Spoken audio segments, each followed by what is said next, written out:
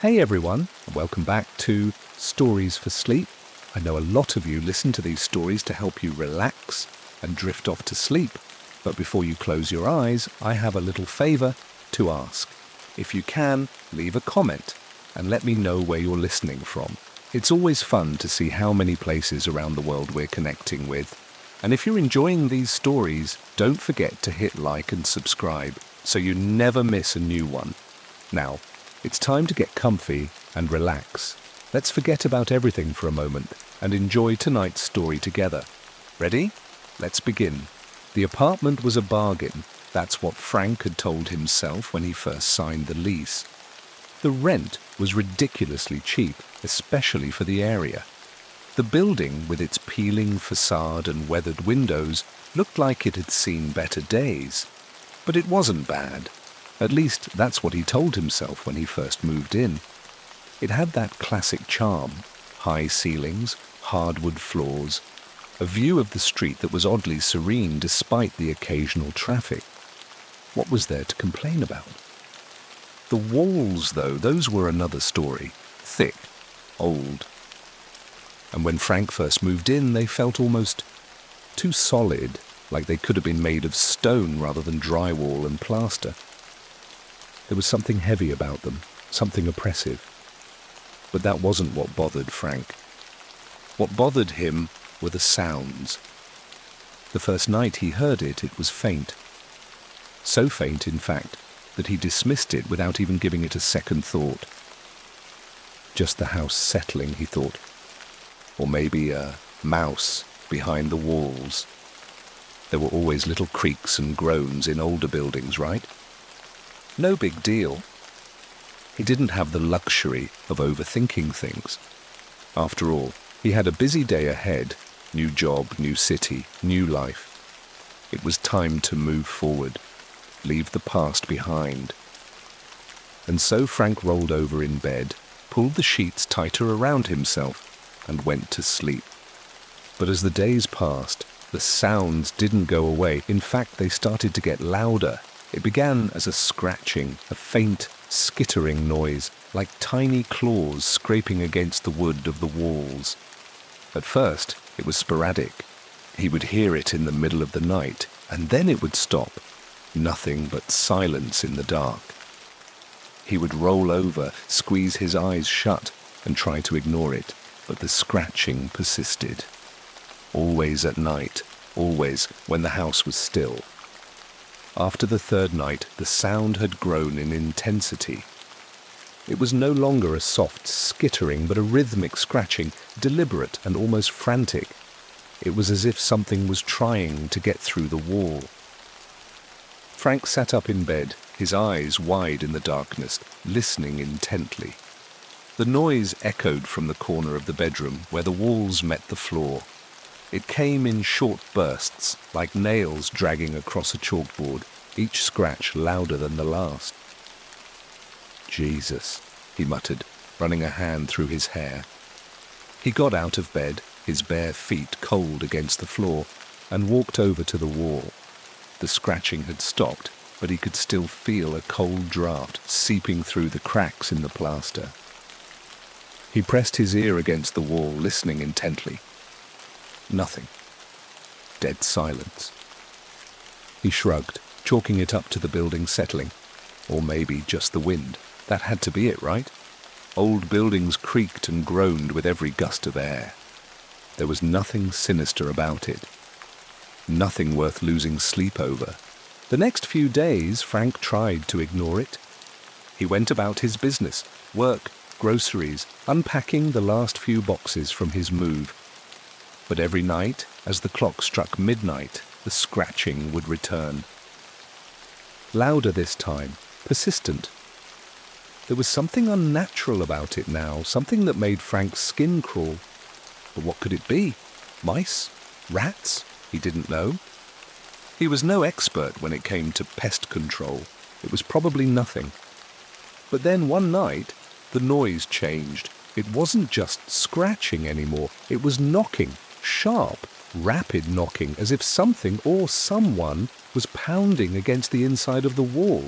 Frank froze in bed, the covers clutched tightly to his chest, his heart pounding in his ears. The noise came in waves, 3 quick knocks followed by a brief silence, then more knocks, faster this time, and louder. It was unmistakable now. Something was trapped inside the walls. Something was trying to get out. Frank's eyes darted around the room. The walls, those thick, oppressive walls, seemed to pulse in the dim light of his bedside lamp. His hands were shaking as he grabbed the flashlight from the nightstand and flicked it on. The beam of light cut through the darkness, but it only made the shadows seem deeper, more impenetrable. He couldn't take it anymore. He had to investigate. There was no way he was going to sleep with that noise going on. He slipped out of bed, his feet touching the cold floor once more, and made his way toward the corner where the sound was the loudest. The knocking had stopped for the moment, replaced by the low, steady hum of silence. Frank knelt by the wall and pressed his palm against the surface, as if that could somehow provide an answer. The wall felt cold, unnaturally cold, and there was a dampness seeping through the plaster. He ran his hand along the surface, searching for a crack or a seam, anything that might explain the strange sound, but there was nothing, just the smooth, solid wall. He tapped on it with his knuckles, listening closely, and when he pulled his hand back, he noticed something that hadn't been there before. A dark streak running from the corner of the room down toward the baseboard. It looked almost like a smudge, a discoloration that shouldn't have been there. Frank frowned, bending down to get a closer look. The mark was faint at first, but as he traced his fingers along it, it seemed to spread, growing darker, more pronounced. It wasn't just dirt or mold, it was something else. Something that had been absorbed into the wall over time. Suddenly the scratching came again, this time more frantic, more violent. It rattled the entire apartment, echoing through the walls as if something was desperate to break free. Frank jumped back, his heart racing. His flashlight trembled in his grip as he shone it across the wall. The marks were growing, shifting before his eyes. The streaks now formed into faint, twisted shapes, lines that seemed to move, as though something inside the wall was carving its way out. Frank's stomach twisted. He stumbled backward, his breath coming in short gasps as he tried to make sense of what he was seeing, but nothing made sense. This wasn't just a noise. This wasn't a simple infestation. Something else was happening here. He stared at the wall, the scratching growing louder, more urgent, as if the thing behind the wall knew he was watching. The marks continued to spread, twisting into strange patterns until Frank couldn't tell what was real anymore. The wall seemed to be alive, shifting and pulsating with every sound, every movement. And then, as suddenly as it had started, the scratching stopped. The silence that followed was deafening. Frank's ears rang in the quiet, and for a long moment he just stood there, frozen, his mind racing. Was it over? Was it just his imagination? Or was something truly trapped inside the walls trying to claw its way out? He didn't know, but he knew one thing. Whatever was inside, it wasn't done yet. It wasn't finished. And it wasn't going to stop until it got what it wanted. Frank couldn't shake the feeling that something was watching him. The silence had settled back into the apartment, heavy and suffocating, but it wasn't a relief. It felt more like the calm before a storm. The scratching had stopped, yes, but it hadn't stopped because the thing behind the wall was satisfied. No, it had stopped because whatever it was waiting. Waiting for the right moment, waiting for Frank to let his guard down. And that was what scared him the most. He was in this building, and it wasn't just the apartment that felt off. It was the entire building, like some decaying relic of a forgotten past. He stood there, staring at the marks on the wall. The twisted streaks had grown darker, more defined in the light of the flashlight. The shapes seemed almost familiar, lines that resembled limbs, hands, faces, fingers pressed against the plaster, as if something inside had been trying to push its way out, trying to make its presence known. Frank's mind reeled. Was it a rat? A raccoon? That wasn't possible, not with these kinds of marks. He had lived in enough places to know that scratches didn't look like that. The walls didn't absorb and distort patterns like this. There was something inside this building that was hungry. A soft, low hum filled the air again, and Frank jumped. The sound wasn't coming from the walls. It was coming from somewhere deeper, somewhere beneath the building itself, like a vibration in the floorboards, something that seemed to vibrate in the very bones of the structure. It made his teeth ache, like the walls were alive, pulsing with a dark energy that Frank couldn't quite understand. He didn't know what to do. He was caught in a nightmare that had only just begun. He'd been convinced it was just his imagination running wild, but the more he tried to convince himself of that, the more the walls seemed to demand his attention. The darkness that had settled in the corners of the room wasn't just shadows, it was waiting. It was watching him. Frank tried to push it out of his mind, tried to convince himself that he needed sleep. That was the only logical thing to do, right? Sleep. He was tired from work, tired of thinking. He needed to forget about the noises, about the marks on the walls, and just sleep. But sleep didn't come. He lay in bed, his sheets tangled around his legs, staring up at the ceiling. The hum from the walls had returned, softer now but unmistakable. It reverberated through the room, through the entire apartment, a low, vibrating drone that seemed to vibrate in his chest. Frank turned his head, his eyes flicking toward the corner of the room. He could almost hear it again. Scratch, scrape, knock, then nothing. He waited for what felt like an eternity, but there was no more sound. He had convinced himself it was just his mind playing tricks on him.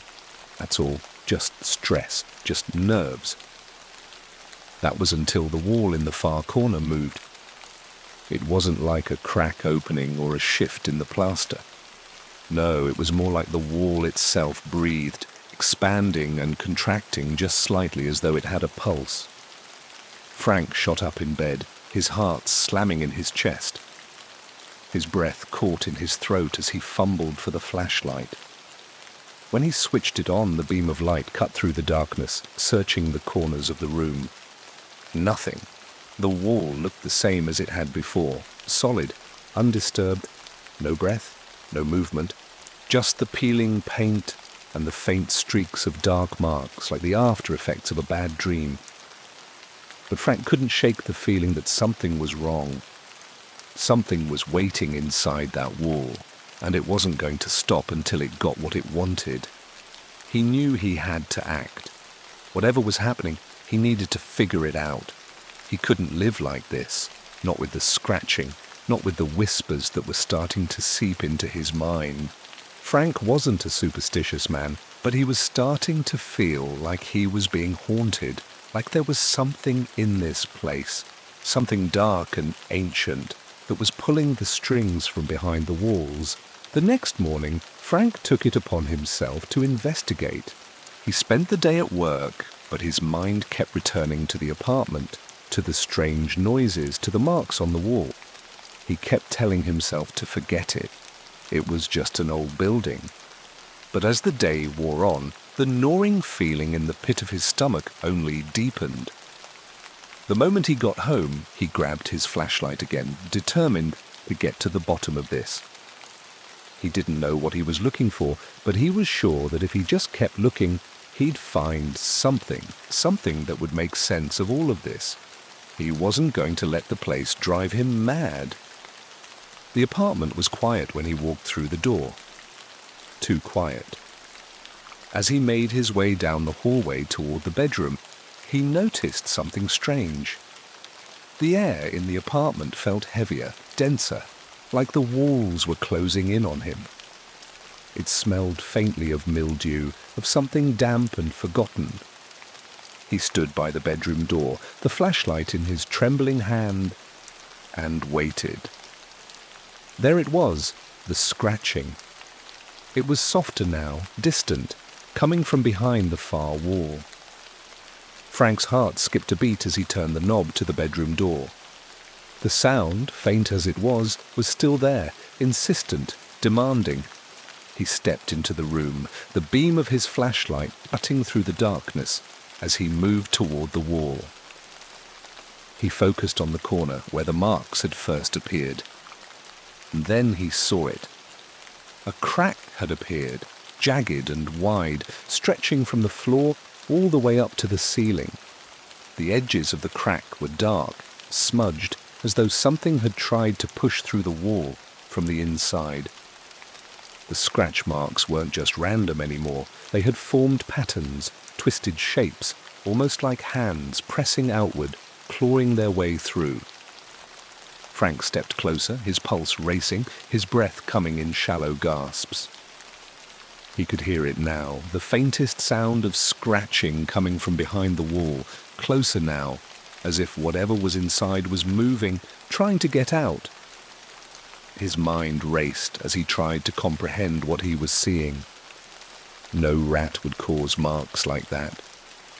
No raccoon would scratch with such precision. This was something else. Something darker. Without thinking, Frank grabbed the crowbar from the toolbox in the corner of the room. The metal felt cold in his hands as he positioned it against the wall, wedging it into the crack. He gritted his teeth and pulled, trying to break through the plaster, trying to see what was behind the wall. The wood groaned, the plaster cracked, and then a low, guttural noise filled the room. It wasn't a voice, not exactly. It was more like a growl, deep, like something ancient, something hungry. Frank's hands froze. He stepped back, his eyes wide in terror. The scratching had stopped, but something else had begun. The sound that followed was worse than any scratching, worse than any growl. It was a scraping, something dragging, something trying to crawl out of the wall, pushing against the plaster with a force Frank could feel deep in his chest. He had to get out of there, but his feet wouldn't move. Frank's heart hammered in his chest as the scraping noise from the walls intensified. It was no longer faint or distant. It was right there beneath his feet, behind the plaster, the wood, the very bones of the apartment. It wasn't a rat. It wasn't a raccoon. It wasn't even a pest. The sound was something worse, something far more sinister. And still he couldn't move. The crowbar hung limply from his hand, his fingers too numb to grip it. The room around him felt like it was closing in, the walls pressing tighter, the floor sinking deeper into the earth. He tried to swallow, but his throat was dry, his mouth too parched. His legs felt like lead, too heavy to move, too slow to escape.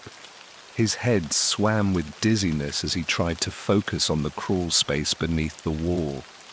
For a moment, all Frank could hear was the scraping, the deep, guttural sound of someone trying to dig its way out of the walls. The smell of mildew and dust filled the air, clinging to the back of his throat. Sweat clung to his brow, his hands slick with terror as he tried to steady his breath. The crack in the wall had widened, and through it, Frank could now see a sliver of dark space, something deep and hollow behind the plaster.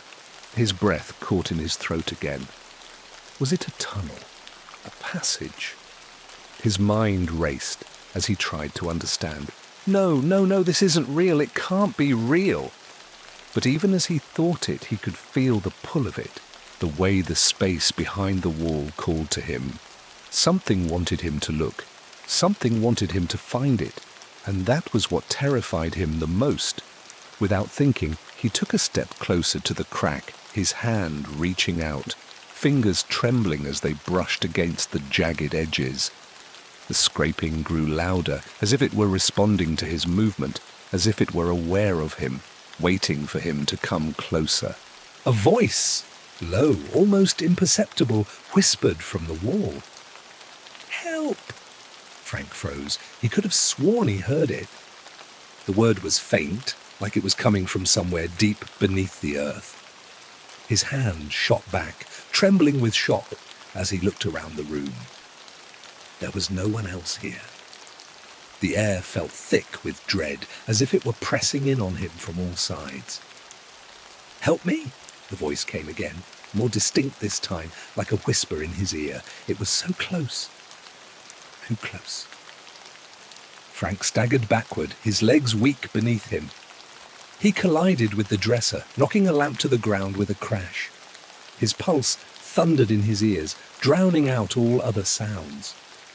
His breath came in ragged gasps, and for a moment he thought he might pass out. The scraping continued, though, rising in volume, growing more frantic.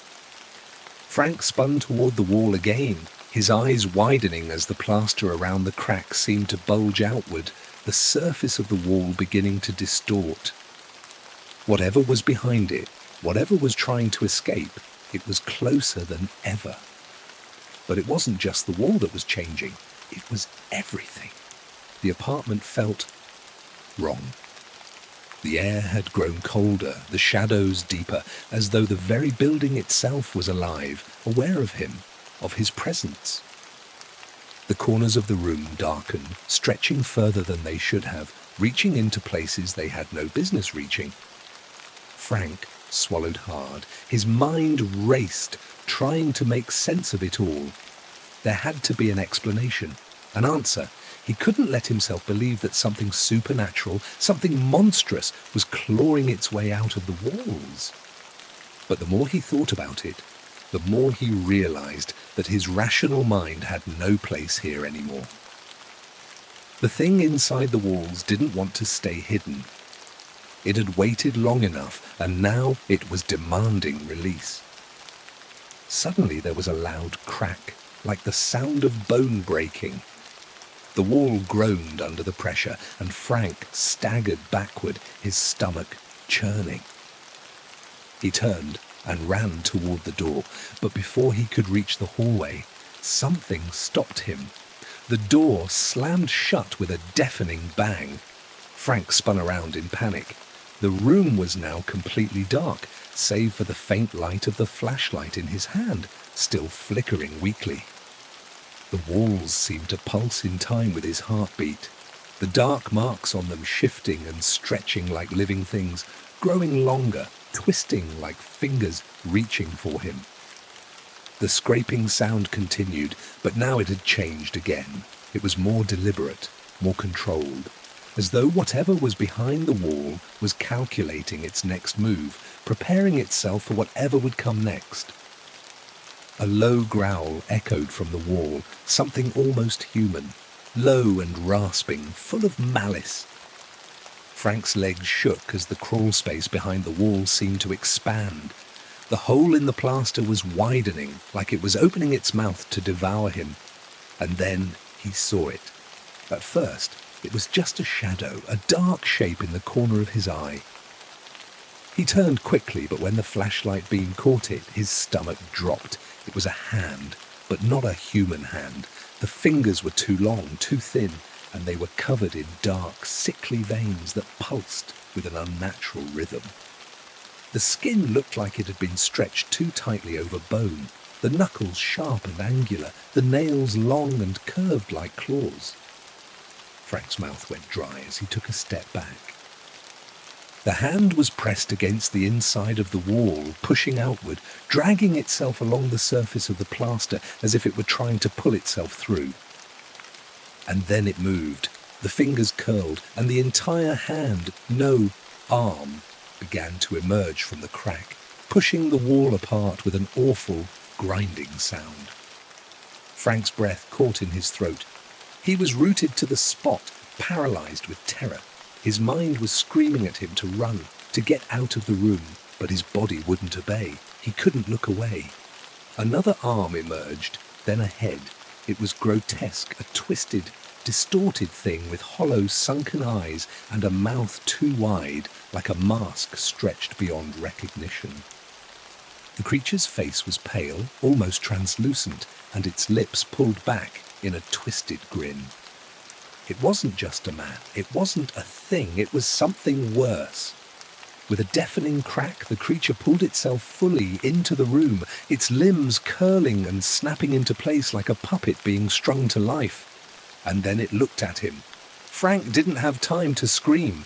The creature lunged at him, its long, twisted arms reaching for him with terrifying speed. He barely managed to get his hands on the door handle, but before he could escape, something sharp and cold wrapped around his ankle. The creature's claws dug into his flesh, dragging him back toward the wall. Frank's scream echoed through the apartment, swallowed up by the darkness. Frank's body slammed hard into the floor, the sharp, jagged edge of the old wood scraping against his back as the thing, no, whatever it was, dragged him, pulling with strength far beyond what any human should possess. Its claws, long and gnarled, dug into his ankle, digging in deep enough that Frank could feel the sharp sting of blood trickling down his leg. Panic swelled in his chest, his breath coming in jagged gasps, and for one brief, terrible moment, he thought he was going to pass out. But no, he couldn't. He wouldn't let that happen. Not when he knew the thing was so close he could feel it. The creature's claws scraped across the floor with a sound like nails on a chalkboard, a high-pitched screeching that cut through his skull. He kicked his legs, struggling to free himself, his other foot finding purchase against the floor, just long enough to make one desperate, violent lunge. It didn't work. It didn't matter. The thing was stronger. With a guttural hiss that made the hairs on his neck stand on end, the creature pulled him closer, dragging him backward toward the darkened hole in the wall where it had emerged. Frank could barely focus on his surroundings as the room spun. His vision blurred, the edges of the world turning into a swirling mass of shadows and light. But he could see it. He could see it clearly now. The thing was crawling on all fours, its twisted limbs splayed out like a spider's, its body jerking and twitching unnaturally as it pulled itself closer. The long, pale fingers of its hands clutched the floor, its body twitching like it was out of sync with reality itself. The thing's mouth was gaping wide, its jaw unhinged, and inside, Frank could see rows upon rows of sharp, jagged teeth, glistening with hunger. The smell was overwhelming now, rotting flesh, mold, decay. It was suffocating. Frank could barely breathe as the creature's claws tightened, dragging him toward its gaping maw. He was shaking, his chest heaved, his pulse was a steady drumbeat in his ears, each throb reverberating like a warning. His mind raced. He had to get away. He had to get free. Frank's foot made contact with the dresser once more, and in one wild moment of panic, he kicked it. The furniture rattled and tipped sideways, but it worked. The force of the movement threw him just enough to dislodge the thing's claws from his ankle. For one brief, precious second, Frank was free. He scrambled to his feet, stumbling, tripping, barely able to keep his balance as he rushed toward the door. The flashlight fell from his hand, but it didn't matter. The world was a blur of shadows, and he could hear the thing behind him, its breath so hot and foul against the back of his neck, a low wheezing sound that was almost human, almost satisfied. With a desperate lunge, Frank made it to the door. His hands were slick with sweat, his fingers trembling violently as he fumbled for the doorknob. The thing was only seconds behind him, its claws scraping across the floor, its body slithering over the ground with unnatural speed. The door swung open with a screeching groan as Frank threw himself into the hallway, his heart hammering in his chest, his legs weak, barely able to support him. He could feel the thing's presence behind him, feel the weight of it, its suffocating aura, but he didn't dare look back. He couldn't. He had to keep moving. He had to escape. The hallway stretched out before him, dark and empty, but Frank didn't know where he was going. The only thing in his mind was the sound of that creature's pursuit, the scraping of its claws on the floorboards, the sound of its breath, heavy and hungry. He turned a corner into the living room, but there was no way out. The windows were sealed shut, the apartment too high up for any escape. The only way out was through the front door, but even that was locked. He froze. The key was still in the door. It wouldn't budge. His breath was shallow, his pulse quickening as he stared at the lock, his hand shaking as it gripped the brass handle. He pulled harder, yanking the door, but it wouldn't give. It was too late. He was trapped. Behind him, the scraping grew louder, more frantic. The thing was getting closer, closer with each agonizing second, and Frank could feel its eyes on him, though he didn't dare look. He could feel the weight of its gaze, the pressure of its hunger pushing down on him, suffocating him. He had to think. There had to be something, anything that could help him escape. His mind raced, spinning in panic, but then he remembered the crawl space. He had to go back. It was the only chance. He turned and bolted toward the hallway again, sprinting down toward the bedroom, barely daring to glance behind him. The scraping was deafening now, right on his heels, and when he reached the bedroom, his gaze darted to the far corner of the room. The crawl space, hidden beneath the floorboards, was just ahead. The hatch was barely noticeable, covered in dust and grime, but Frank didn't care. It was a chance, his only chance. Without thinking, he dropped to the floor and wrenched the hatch open with a violent tug. The darkness beneath the floor stared up at him, cold and unfathomable, but Frank didn't hesitate. He crawled into the small opening, forcing himself down into the crawl space, his breath ragged as the narrow passage closed in around him. As soon as he was inside, he slammed the hatch shut behind him with a desperate thud. For a moment there was silence. Complete, suffocating silence. His heart pounded in his ears, but the scraping had stopped. He was still alive, for now. Frank lay there, trying to steady his breathing, his body trembling as the darkness pressed down on him. The space was small, barely large enough for him to stretch out, and the air was thick with dust and the smell of damp wood. But there was something else, something beneath the dust, beneath the decay. The faintest sound, a whisper. It was too quiet at first to be sure, but it was there. Low, faint, almost like a voice. Come closer. Frank shivered. He didn't know what it was, or who it was, but he had no doubt that it came from the walls that were still moving, still breathing. The whisper echoed again, this time clearer. Come closer, I'll show you. Frank pressed his back against the floor, his skin clammy, his heart pounding so hard he could feel the blood thrumming in his veins. He had no choice but to listen. The thing in the walls wasn't just trying to escape. It was trying to bring him closer. And with that realization, Frank knew the real horror was just beginning. Frank lay there in the dark, the air thick with the smell of mold and damp wood. The crawl space was small, the walls pressing in on him, but there was nowhere else to go.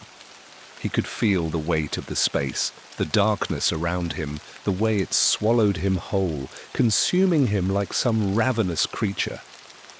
His pulse echoed in his ears, steady, relentless, drowning out everything except that whisper. Come closer. The words had crawled into his brain, worming their way into his thoughts like a disease. They weren't just in the walls anymore. They were inside his head. Frank swallowed, his throat dry, like he was choking on the air itself. He wanted to scream, to lash out, but the silence of the crawl space was suffocating. Every movement felt too loud, too wrong. It didn't matter. It didn't matter how still he was. The thing was still there. It always had been. The whisper came again. This time it was louder, sharper, more insistent. Come closer. It's waiting. Frank closed his eyes, forcing himself to breathe, to think. He couldn't let it pull him in. He had to stay rational. He had to. The hatch behind him, the one he had slammed shut just moments ago, creaked. Frank's eyes snapped open, his breath catching in his throat. The hatch. It was moving. He could hear it, the faintest scraping like claws on wood. But it wasn't just coming from the walls anymore. No, the hatch itself was moving. Something was pushing against it. He turned his head, sweat stinging his eyes as he stared into the darkness, his back pressed against the cold, unforgiving floorboards. The whisper continued, persistent, as if it were right next to him now, right in his ear. Come closer. It's so close. Don't you want to see? He didn't want to see. He didn't want to know, but the thing, whatever it was, had already sunk its claws into him. There was no escaping it now. The hatch behind him jerked again, more violently this time. The wood splintered with a sickening crack. Frank's pulse hammered in his throat as he scrambled backward, his hands scraping against the rough floorboards. But there was no room. The crawl space was too small, too tight. His lungs felt like they were shrinking with every breath, and the air was suffocating, heavy with the scent of rot and decay. The whisper was louder now, a cacophony of voices all chanting in unison, "Come closer, it's waiting!" The hatch was almost open now, and Frank could see it. The thing that had been clawing at the walls, pushing against the plaster, the thing that had been waiting for him all this time. It wasn't a man, it wasn't a human being at all, it was something else, something far darker. The creature that emerged from the crawlspace wasn't like anything Frank had ever seen. It wasn't just a twisted mass of limbs and bones. It was alive in a way that didn't make sense. Its body was stretched and misshapen, its skin too tight, too thin, like it had been pulled over its bones until it could stretch no more. The creature's face was a mask of raw, pale flesh, its eyes empty pits of blackness that seemed to swallow all light. It crawled toward Frank, its limbs snapping and jerking like a marionette being pulled by invisible strings. Frank barely moved, paralyzed by the sheer horror of it. The thing's mouth opened wide, too wide, and inside was a mess of teeth, rows upon rows of them, sharp and jagged, slick with saliva that dripped from its lips. Frank's stomach churned, bile rising in his throat, but he couldn't look away. The creature was coming for him. Slowly, deliberately, its grotesque face twisted into something resembling a grin. "Come closer," it whispered again, its voice a low rasp, like the creaking of old wood. "Don't you want to see?" No, Frank didn't want to see. He didn't want to know what was happening, what was coming for him, but it didn't matter. It had him now. There was no escape. The thing's hand shot out, its fingers long and skeletal, and before Frank could react, it wrapped around his wrist. Coldness spread up his arm, and for a split second, Frank felt his skin freeze, as if the very blood in his veins had turned to ice. He gasped, trying to pull away, but it was too late. The creature's grip tightened. The whisper came again, louder this time, as though the creature was screaming directly into his mind. "Come closer. It's all waiting for you." Frank's mind reeled. The thing in front of him wasn't just a creature, it was something worse, something that had been here all along, something that had been waiting patiently in the walls, in the dark corners of this apartment. It was the thing that had been clawing its way out for days, for weeks, and now it had him. And the worst part? The worst part was that Frank wasn't sure if it was really a creature at all. Was it just something that had been inside him all along? Was it the apartment itself? Or was it something more ancient? Something that had been feeding off his fear, his terror, growing stronger with each passing moment. The creature's mouth was inches from Frank's face now, its breath hot and fetid against his skin. He could feel its sharp teeth grazing his cheek, and he tried to scream, but no sound came. The terror had locked him up, frozen him in place. And then, just as quickly as it had begun, the creature stopped. Its twisted face leaned in close, its black eyes staring into Frank's with a hunger that went beyond anything human. "It's not your time yet," the thing whispered, its voice low and soft like a lover's caress. "Not yet." Frank blinked, confused, disoriented. The pain in his wrist was gone, replaced by an overwhelming sense of dread. He couldn't make sense of it. The thing had him, and now it was... what? Letting him go. The creature's lips curled into a smile, revealing more teeth, more rows of jagged bone. Not yet. Soon. It whispered again, its voice fading. Then, without warning, it disappeared into the walls, vanishing as quickly as it had come, leaving Frank alone in the crawl space, gasping for breath.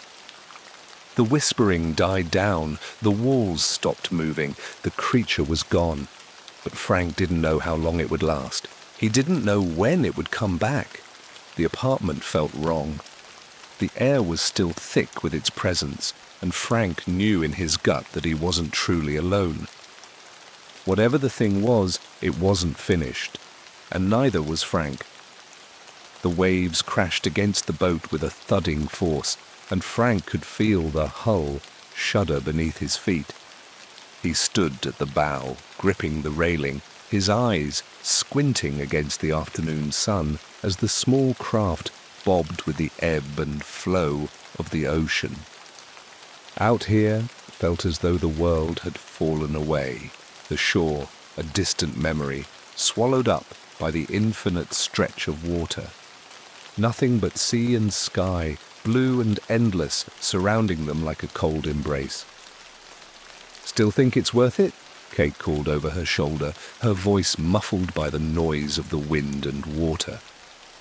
Frank didn't answer right away. Instead, he adjusted the mask on his face and took a deep breath, feeling the salty air fill his lungs. There was something about the sea, its vast, unknowable depth that had always drawn him in. It was the mystery of it, the pull of the unknown, the darkness that lay just beneath the surface, always whispering, always waiting. "Worth it?" he finally replied, his tone a little too calm, a little too detached. "If we find what I think we're going to find, then yeah, definitely worth it." Kate shot him a look over her shoulder, her brow furrowing in disbelief, but Frank didn't see it. He had his gaze fixed on the horizon, where the deep blue of the ocean met the fading edge of the sky. Something was down there. He could feel it in his bones. A wreck, a tomb, whatever you wanted to call it, it was there, just beneath the surface. And now, after months of research, it was within their reach. The wreckage of the Althea, a sunken cargo ship that had gone down mysteriously off the coast decades ago, had become a legend among local divers, a ghost story told over beers at the bars and passed down from one generation to the next.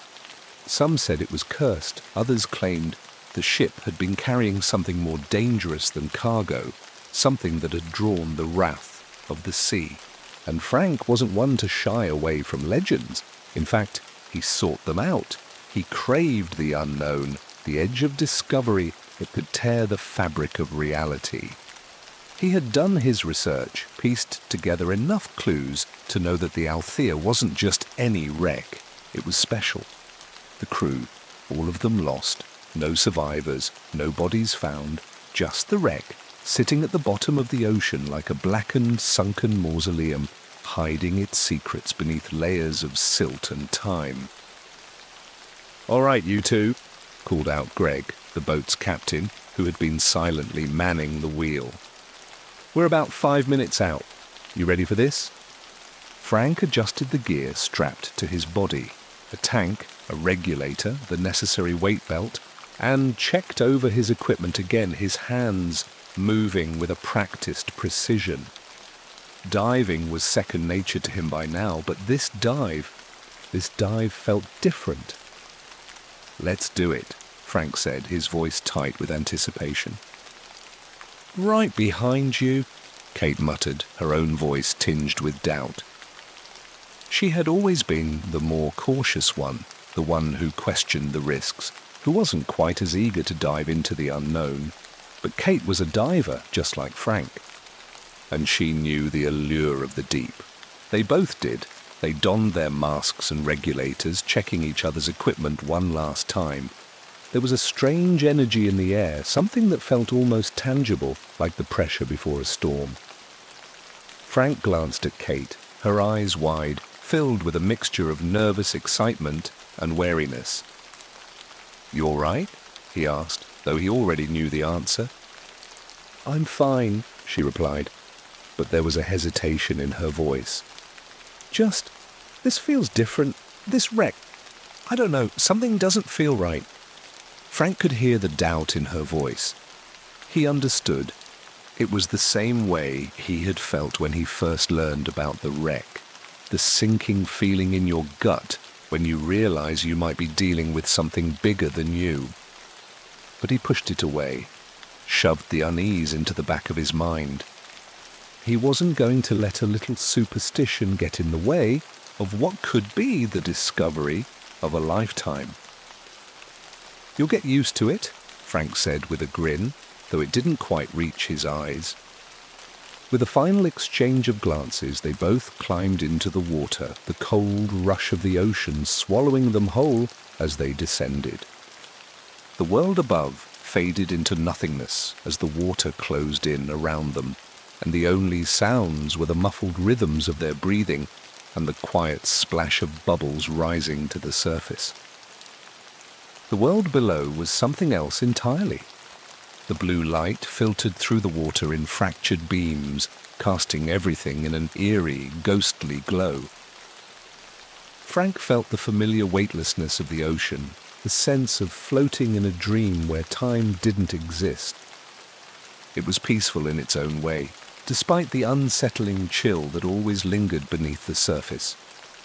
They reached the wreckage in no time, the silhouette of the ship slowly materializing out of the murk, its massive steel frame covered in seaweed and barnacles. It loomed like a tomb, a graveyard in the depths of the ocean. Frank's heart quickened. This was it. This was what he had been searching for. The truth buried beneath layers of time and water. But as they moved closer, something else caught his eye. A shape, a shadow, flickering in the distance. It moved. "Did you see that?" Kate's voice crackled through the radio, her words laced with alarm. Frank froze. His pulse thudded in his ears, but he said nothing.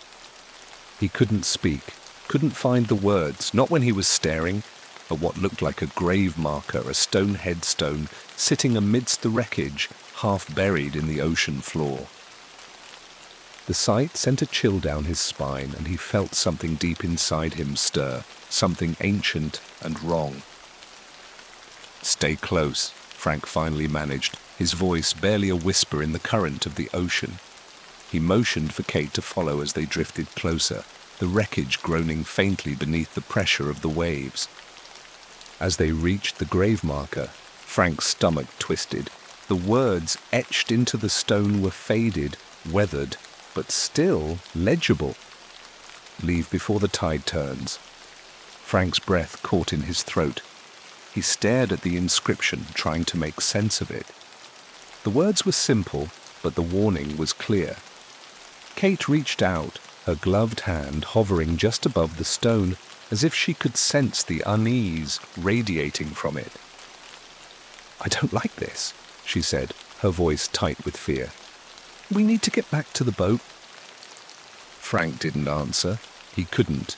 His gaze was fixed on the marker. Something about it, about the entire wreckage, was wrong, like a puzzle piece that didn't fit. The grave marker, the way the ship seemed to have sunk too perfectly, as if it had been meant to be lost, to be forgotten. Suddenly, a deep, rumbling groan echoed through the water. Frank's head snapped around, his breath coming faster. A vibration rippled through the wreckage, sending small clouds of silt into the water, clouding his vision. The tide, Frank realized. It was turning. The warning was true, and they were running out of time. The warning lingered in Frank's mind, a gnawing presence that refused to be ignored. Leave before the tide turns. He couldn't shake it. Couldn't shake the feeling that something was terribly, deeply wrong.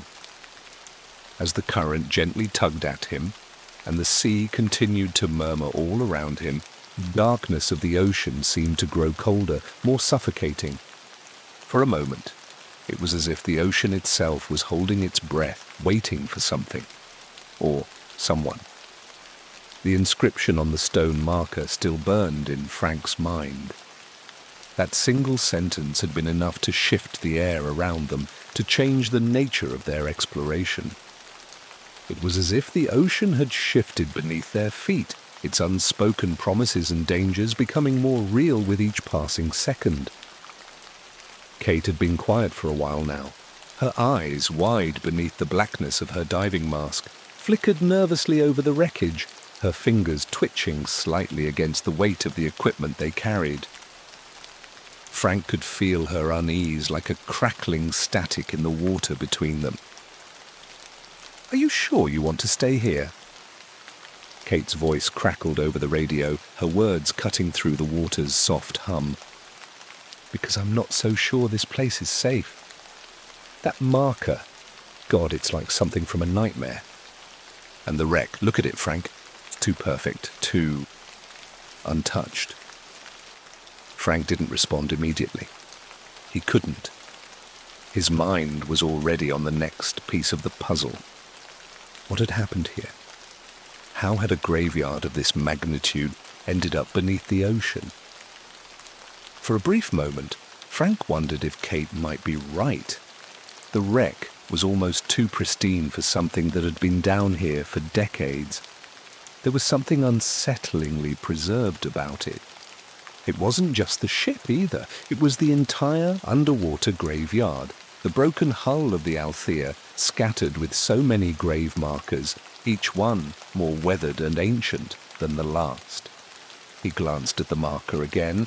The words, "Leave before the tide turns," seemed to press against his chest now, squeezing the air out of him. The wreck had been here for a long time, but something about it didn't fit. Ships didn't sink so perfectly, like tombstones, like a monument deliberately placed in the depths. Kate was watching him closely, her eyes moving from him to the surrounding wreckage, her brow furrowed. "Frank, let's go back up. This is not what we thought it was. I've got a bad feeling about this. The water's turning colder and I can't explain it. It's like the ship's dead, and it's trying to pull us down with it. We need to leave now." Frank shook his head, his hand gripping the edge of the ship's remains as he carefully swept his eyes across the wreck. He could feel it now, the way everything seemed to be holding its breath. But he wasn't ready to leave. Not yet. "Let's check a little farther," Frank said, his voice cold despite himself. He hadn't come this far only to back out. Something was here, something that had been buried for too long. And Frank wasn't the kind of man who could walk away from something like that. Kate hesitated, but she didn't argue. She followed him deeper into the wreck, her movements cautious like a shadow. The wreckage was more expansive than Frank had first realized, and they began to move between its towering, rusted hulls, dodging broken beams and shattered remains of old, corroded cargo. The air around them was thick with the smell of salt and decay, and it clung to their wetsuits, to their very lungs. Frank didn't speak as he swam farther into the wreckage. His senses were on high alert, each creak of the ship's decaying structure causing his pulse to spike, each movement from the shadows making his heart beat just a little faster. The silence between them grew oppressive, and then there it was again, a soft scraping just below the sound of the current. Frank stopped dead in the water, his ears straining. Kate came to a halt beside him, her mask scanning the wreckage. "What is that?" she whispered through the radio, her voice tight with fear. Frank held his breath, his body going still. The sound was louder now, unmistakable, a scraping like something sharp dragging against metal. But it wasn't coming from the wreck. It was coming from somewhere deeper, somewhere below them. The shadows seemed to shift, and then something emerged from the darkness, something that wasn't a part of the wreck at all.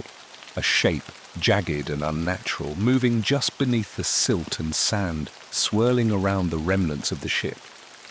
It was hard to make out at first, but Frank's stomach churned as it became clearer. It was a grave marker, its edges worn and smoothed by time and the relentless currents. But this one was different. It was taller than the others. Its stone cracked in strange, unnatural patterns, and the writing on it, was something Frank couldn't understand. The shape of the stone loomed over them just out of reach. Frank reached out, his gloved hand trembling as he grasped the marker. The moment his fingers brushed its surface, a shock ran through his body.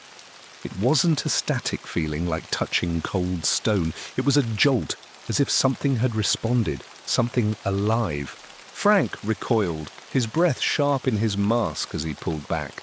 "Kate, get away from it!"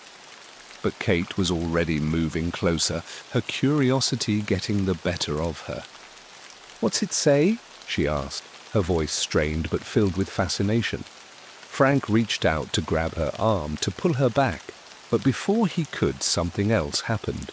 A shadow flickered beneath them, too fast for him to react, a blur moving through the sand, dragging the seaweed in its wake. There was something about it, something wrong.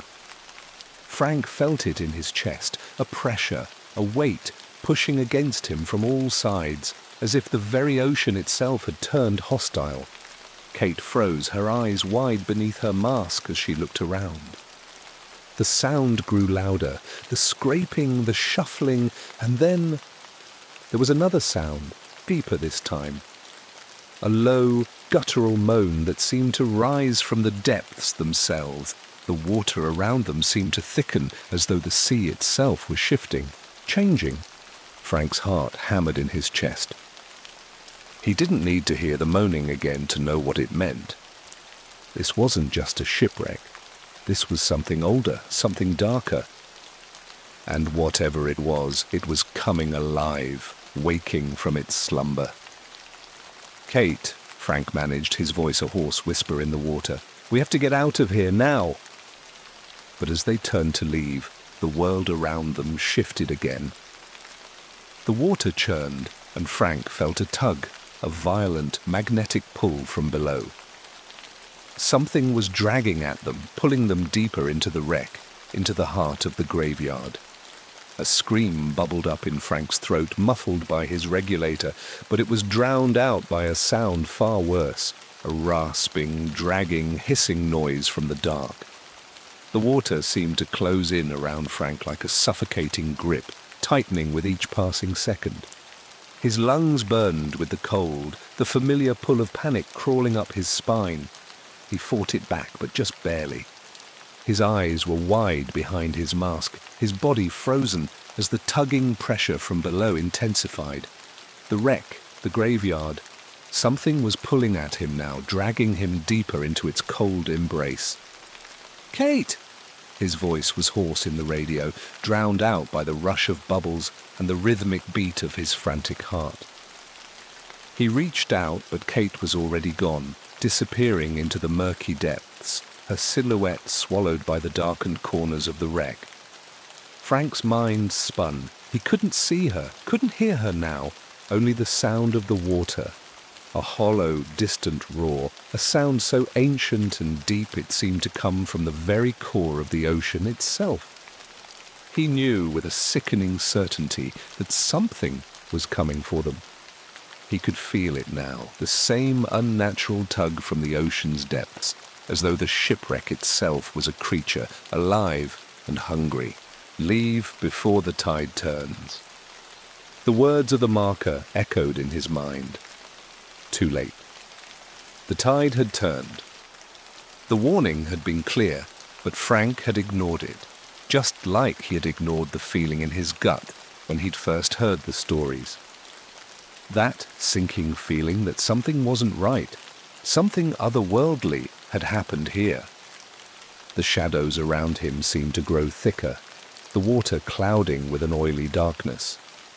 He looked down, trying to regain his bearings, but all he saw was the sunken wreck, its twisted metal and broken beams looming like a tombstone. The marker, the inscription, everything about this place had an undeniable pull, as though it were drawing them in, slowly, relentlessly. He fought to swim back, but the force against him was real. Something was at work here, something beyond the natural. The ocean itself seemed to be alive, its currents not just shaped by the tides, but by something more ancient, more malevolent. And then the movement. A shadow broke free from the wreck, skimming the sand below with a flickering motion. It moved with a terrible fluidity, too fast to be human, too erratic to be anything natural. Frank's eyes widened beneath his mask. Shadow twisted and contorted like a living thing, a black mass breaking apart and then reforming. There was a sickening wet sound as it scraped against the ship's remains, the hiss of air bubbles rising from it like a sigh. His mind screamed for him to turn, to flee, but his body wouldn't obey. A heavy pressure built in his chest, dragging his limbs down. There was something watching him. He could feel it, staring at him from the dark, its eyes unseen, but its presence inescapable. "Kate," Frank whispered, more to himself than to the radio. He had no idea where she was anymore, just that she had been pulled somewhere else. The tugging at his limbs was growing stronger, colder, and then through the clouded water he saw her. Kate's silhouette emerged from the dark, moving slower now, her movement sluggish, as if the weight of the water had increased tenfold. She was drifting, carried by the same strange current that was pulling at Frank. Her eyes were wide, panicked, but there was something wrong about them. They were empty, no recognition, no life behind them. Just the cold, dead stare of a thing that had forgotten what it was to be human. Kate's hand reached toward him, but it wasn't Kate anymore. It was something else. The real horror of it hit Frank all at once, like a slap to the face. He understood now. The dead weren't just buried here. They were waiting for the tide to turn, for the moment when they could rise again from the depths, rising with the pull of the ocean to drag the living into their watery graves. Something was rising, and it wasn't just the tide. He reached for her instinctively, but the moment his fingers brushed her hand, he felt it. Her fingers weren't cold and limp like they should have been. They were stiff, rigid, and ice-cold. He recoiled as if burned, and his pulse thundered in his ears. Kate's mouth opened wide, her jaw unhinging in a way that no human mouth ever should. A bubbling hiss poured out, a mix of air and something wrong, something unnatural. The sound rumbled in the water like the gurgle of the dead rising from their graves. Frank kicked back, his body lurching in a desperate retreat. His mind screamed for him to move faster, to get away, but the current wasn't letting him go. It was pushing him down, deeper into the wreckage. The spirits of the drowned, he thought, the realization dawning on him with sickening clarity. They weren't just spirits, they were cursed. They had been bound here, beneath the wreck, buried in the dark, their souls forever anchored to the ocean. And now, with the turning tide, they had begun to stir. "Kate!" Frank gasped again, but it was no use. Her body, her thing, was drifting farther away like a doll, caught in the pull of some invisible hand. And then, just as he turned to swim toward the surface, to break free, a scream, rising from the wreck, split through the water. It wasn't Kate. It wasn't even human. It was a sound so terrible, so guttural, that it made Frank's stomach twist and his skin crawl. It was the sound of the dead, of something that had not been alive for generations but had found its voice again. It echoed off the sunken walls of the ship, reverberating through the water like an ancient bell tolling for the living. And then he saw it. Out of the dark, rising from the depths, came the first of them, a figure, its body twisted and decayed, its skin a greyish, bloated mass of broken flesh. The thing's eyes were open, wide and staring, but there was no humanity left in them. Only the empty, hollow gaze of a drowned soul, forever lost beneath the ocean. And there were more. From the wreck, from the very tombstones that littered the seafloor, they began to rise, slowly at first, as if the weight of the water was pulling them down. But it didn't matter. They kept coming, more and more, figures, bodies, shadows, all of them drifting, moving in a slow, agonizing rhythm, like the hands of the dead reaching for the living. Frank's breath caught in his throat, the cold, murky water filling his lungs as he turned, kicking with everything he had left, desperation flooding his mind. He didn't look back. He couldn't. There was no time. There was no air left in his lung. It was only the pull, the relentless pull of the sea, of the spirits who rose with it, seeking to drag him down with them into the deep, where they would never be found. And he understood now. The tide had turned, and he had stayed too long. The pressure of the water grew heavier around Frank as he kicked through the murky depths, the wreckage of the ship, and the graveyard of the dead behind him, rising from the sea in slow, twisted motion. His breath came in ragged bursts, bubbles breaking the surface of the water and swirling around him like trapped ghosts. The feeling of them, the drowned souls, was unbearable. It was like the sea itself was pushing him down, pulling him deeper, filling his lungs with terror and salt water. He didn't look back. He couldn't. He just swam, kicking his legs as hard as he could, fighting against the current, his arms pumping through the water with every ounce of strength he had left. His mind was a mess of panic and disbelief, but one thing was crystal clear. He had to get out. The dead were rising, and every moment spent in their graveyard made him more certain of one thing. They weren't waiting to be found. They weren't waiting for anything at all. They were hungry. The dim light from above grew fainter as he descended deeper, but Frank didn't dare pause, didn't dare slow down. Kate was gone. Whatever had happened to her? It wasn't her anymore. He couldn't save her. The thing he had seen, a broken, bloated mass of skin and bone, had taken her. She had become one of them. Frank's chest tightened at the thought, the guilt burning through him like a brand. He had led them here. He had led her into the graveyard, into the heart of the curse. And now, as the water seemed to press in tighter and tighter around him, he felt the weight of the ocean itself, the weight of all the souls that had drowned beneath its waves. The wreckage was all around him, every twisted beam and shattered fragment of the ship's skeleton looming like an ancient spectre, its rusted body groaning with the strain of the water.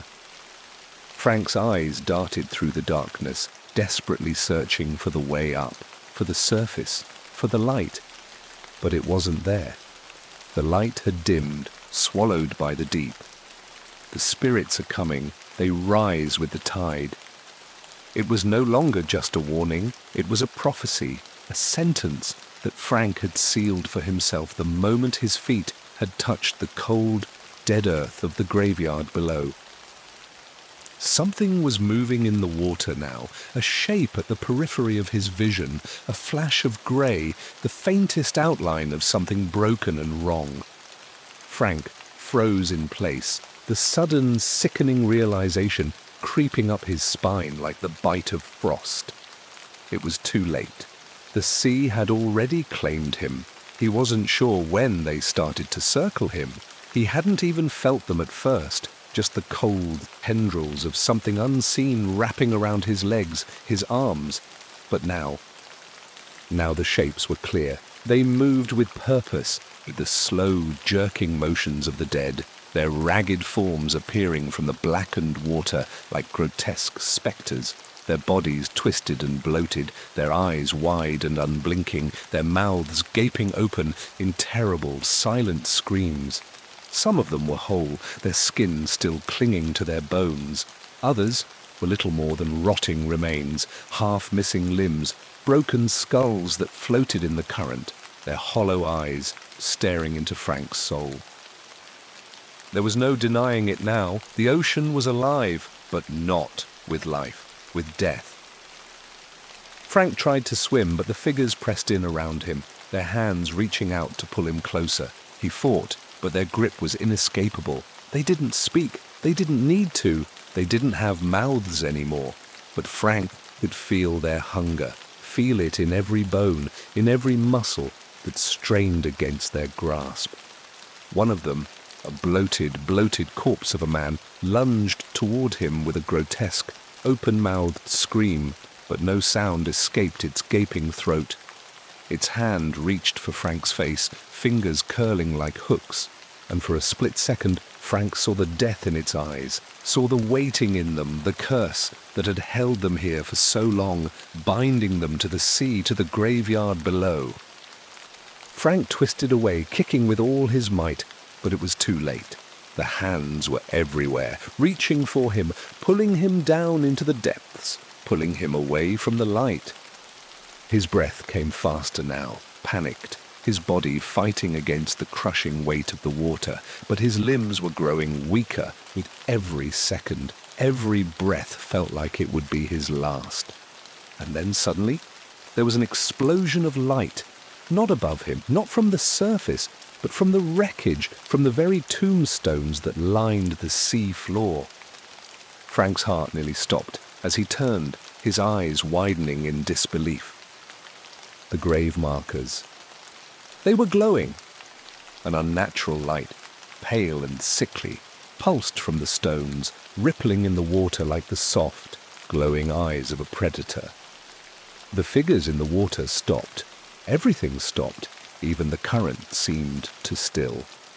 The air, heavy with death, seemed to hold its breath. And then, like a siren's call, the light flared brighter, and the figures, the spirits, turned toward it. Their broken faces, their empty eyes, they all faced the glowing grave markers drawn to them, moving toward them as though their existence depended on it, as though the graveyard itself was calling to them. Frank's mind reeled. What was happening? Was this the curse? Was this what they had been waiting for all this time? For a moment, the dead paused, hovering between him and the light. He felt them, felt their gaze like 1,000 needles pressing against his skin. The sensation was unbearable, but the moment passed as quickly as it had come, and the dead began to move, their bodies shifting toward the glowing markers, their limbs jerking in eerie unison. Frank didn't wait. He didn't think. His instincts took over, pushing him upward, pushing him away from the dead, from the curse. He kicked, he swam, his heart pounding so hard he thought it might explode. The light from the grave markers was fading behind him, the dead still drawn to it like moths to a flame. But Frank wasn't going to wait around to see what would happen next. He needed to get to the surface. The hands came again. They clawed at him from below, tugging at his ankles, his legs, his arms. The weight of the ocean seemed to double with each pull. But Frank fought through it, every stroke a battle against the inevitable. Finally, he broke the surface. The salt water stung his face, the sharp, cold air rushing into his lungs like a life raft. He gasped for breath, spitting out the salty water, feeling the weight of the ocean fall away from him. He was at the surface. He had made it. But when he looked around, his heart sank. There was no sign of Kate. There was no sign of the boat. No sign of anything, just the vast, endless expanse of the ocean stretching out around him in every direction, and in the distance he could swear he saw something moving beneath the surface. Something alive. Frank had no idea how long he had been treading water. Minutes? Hours? Time had become something useless, slipping away like sand through his fingers, swallowed by the vast, suffocating ocean around him. The adrenaline, the panic, the terror, they had all become a blur, a constant, gnawing presence at the back of his mind. He wanted to shout, he wanted to scream for help, but the sea was too big, too silent.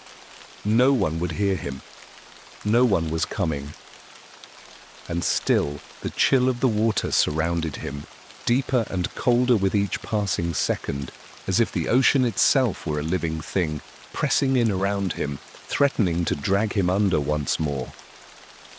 But there was something else now, something that sent a chill through his very bones. It wasn't the water, it wasn't the dead rising from the depths. No, this was something else, something he felt in his gut. He wasn't alone. Frank's eyes darted across the empty horizon. The vast, open sea stretched in every direction, as far as the eye could see. There was nothing, no sign of the wreck, no sign of the boat, no sign of the bodies. But something was out there. He could feel it, a shadow moving beneath the water, just out of reach of the moonlight. He couldn't see it, not with any certainty, but he could feel the cold ripple it left behind, the disturbance in the water that seemed to follow him no matter which direction he swam. A shape, something enormous, something ancient. It was there. Frank's breath hitched. He wasn't sure if it was the cold or the fear, but his chest tightened. His body fought to stay afloat, but the sense of dread was almost unbearable. It was as though the ocean itself were reaching for him, not just pulling, but dragging, as if he were tethered to something far darker than the shipwreck beneath the waves. Suddenly the water shifted. A swell, a violent tremor in the ocean's rhythm sent Frank lurching. His hands slapped the water, his feet kicking in a panicked frenzy, trying to steady himself. But it was useless. The water, the sea, was not finished with him. Frank's mind raced, trying to make sense of the madness that had gripped him ever since the moment he had set foot on that cursed shipwreck. He should have left when he had the chance. He should have never taken the dive, should have listened to the warnings. Leave before the tide turns. But it was too late for regrets now. The water rippled again. The shadows were moving faster this time. The cold was biting into his skin, seeping through the fabric of his wetsuit like 1,000 daggers.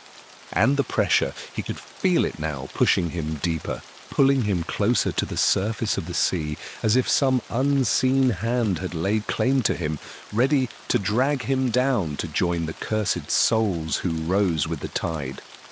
With each movement, the presence in the water grew stronger, more distinct. There was no mistaking it now, and the thing beneath the surface was real, and it was coming closer. Suddenly, there was a crash, a violent thundering of water, as something huge surged upward from the depths.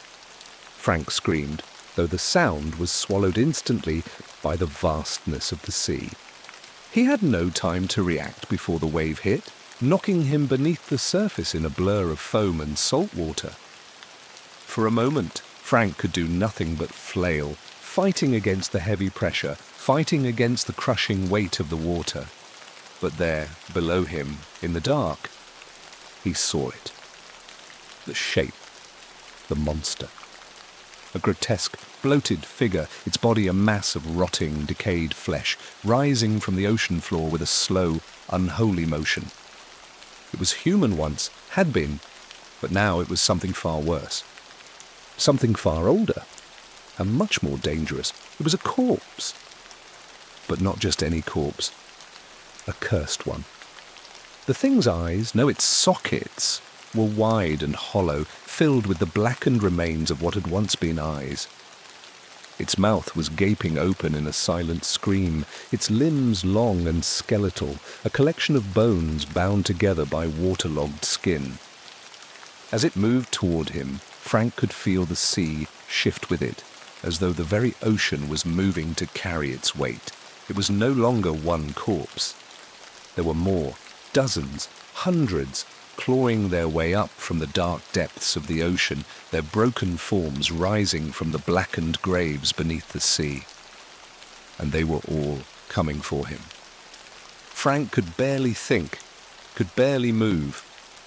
The water churned with their rise, the bodies now surrounding him, their hands reaching for him, their hollow eyes locked onto him with a hunger that filled the ocean, that seemed to come from the very heart of the graveyard beneath the sea. And then, just as his breath started to run out, just as the first hand clutched around his ankle, the radio crackled to life. A voice, distorted, static-filled, cut through the water's crushing roar. Frank's head jerked up, and through the haze of panic, he could barely hear the words. "Frank! Frank, where are you? What happened? Talk to me!" It was Mike, his diving partner, the one who had stayed behind, the one who had been waiting on the boat. Frank tried to speak, but his mouth was full of salt water. He kicked hard, breaking through the surface, just enough to hear the voice more clearly. "Frank, you there? What the hell's going on down there? Talk to me!" The words came through, garbled, as though the ocean itself was trying to swallow them. But Frank could make out enough to know. Mike was still on the boat. He was still out there, still alive. But Frank couldn't answer. He couldn't. He couldn't do anything but stare as the shadows moved around him, as the figures that had risen from the sea reached for him, their decayed fingers brushing his legs, their rotten limbs closing in. "Mike!" Frank managed, his voice raw with fear and exhaustion. "Get out! Get out of here, Mike!" But the radio cut off. The static buzzed louder, then quieter, then disappeared entirely. And Frank knew that Mike had heard him, but he couldn't help. No one could. The sea had claimed them. It had claimed Frank, just as it had claimed the rest of them. The divers, the sailors, the lost souls, all now part of the ocean's endless dark tide. As the water closed in, Frank's mind went blank. The dead were here, rising to drag him down into the deep, and with them, the endless darkness of the sea. In the cold depths of the ocean, Frank's scream was lost forever. The air in the forest was thick, heavy with the smell of damp earth and decaying wood. The trees towered above them, casting long shadows that stretched across the narrow dirt path, like dark fingers reaching out to grab hold of anyone who dared venture deeper into the woods. The sun was beginning to set, the last traces of daylight hanging in the sky like a dying ember, but the dense canopy overhead had already stolen most of the light. For all their courage, the group of travellers had come to a grim realization. They had wandered too far into the forest, further than they had planned. The map was supposed to have guided them to the village by dusk, but now they found themselves stumbling across unfamiliar terrain. The paths had grown less defined, the trees more oppressive. And that feeling, the one you get when you realize you're being watched, had never been more intense. Kyle, the leader of the group, checked his watch for the third time in as many minutes. "We should have made it by now," he muttered to himself, though the others heard. He'd grown frustrated. Sweat dotted his forehead, though the air wasn't hot. It was cool and thick, the kind of heavy, wet cold that clung to you like a second skin. He had an instinct, a gnawing feeling deep in his gut that they weren't where they were supposed to be. Lucy, walking just behind him, pulled the collar of her jacket tighter around her neck. She felt it too, the sensation of eyes following them, even when no one was around. The whole forest seemed to breathe, the trees creaking and groaning in the distance, as though whispering secrets to one another. "Do you think we should turn back?" she asked, her voice barely above a whisper. Kyle didn't respond immediately. His focus was on the map in his hands and the way it seemed to flicker in the dying light. It was an old map, yellowed and frayed at the edges, but it had been reliable up until now. The markings were clear. The village lay just a few more miles ahead. "There's no point in turning back," he said, his voice steady but lacking conviction. "We're almost there. Let's just push on." And so they did. The group pressed forward, pushing through the thick underbrush and dense trees that seemed to close in around them.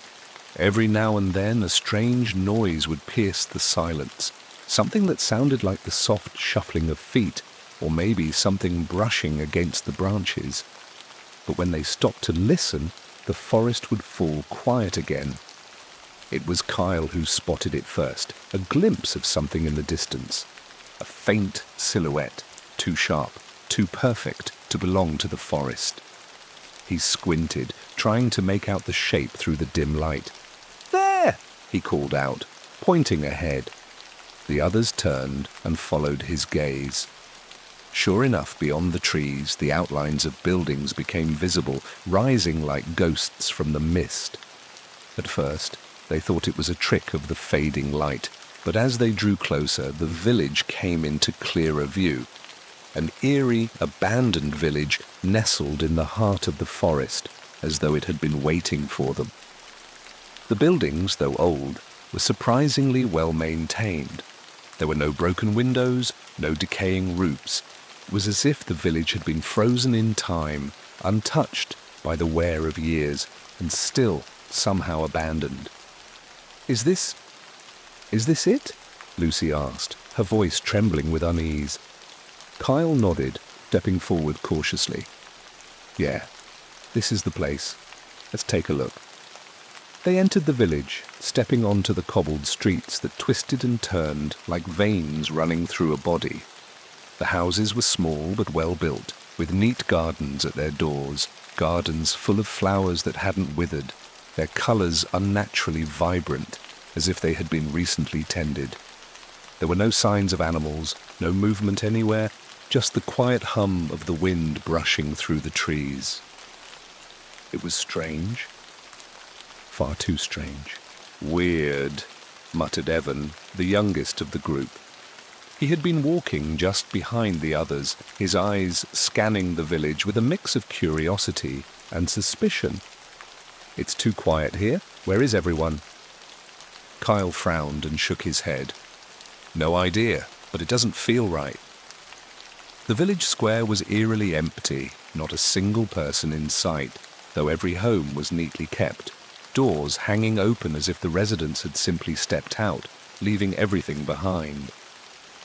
They passed an old well in the center of the square, its stonework covered in thick, green moss. The ropes used to haul up the water were still there, hanging down into the dark, wet shaft below. "Hello?" Kyle called out, his voice echoing off the silent buildings. "Is anyone here?" The wind shifted, but no answer came. They walked further into the village, the sound of their footsteps the only noise in the otherwise silent place. As they moved deeper, they noticed something unsettling.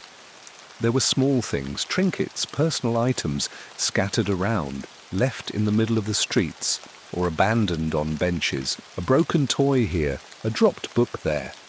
Things that didn't belong in an abandoned village. It was almost as if the people had simply vanished. The air around them thickened with unease, like a shadow that hovered just at the edge of sight. "Should we split up?" Evan asked, nervously looking around.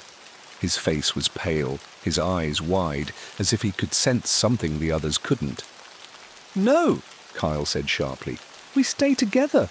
We don't know what's going on here, and splitting up is the last thing we need." They moved forward in silence, the weight of the strange village hanging heavy on their shoulders. They had no idea what they were walking into, but something told them they weren't going to like it. The sun was setting fast now, the last streaks of light disappearing behind the distant hills. It wouldn't be long before the village was swallowed by the deepening dark. Kyle felt a tightness in his chest. He was a man who thrived in control, who was used to directing people, to making decisions. But this was beyond him. The first house they entered seemed like any other, a quaint little cottage with a small, round window and a tidy living room. But the further they explored, the more strange details they began to uncover. There were no signs of a struggle, no signs of a hasty departure. It was as if the villagers had simply stepped out and never returned.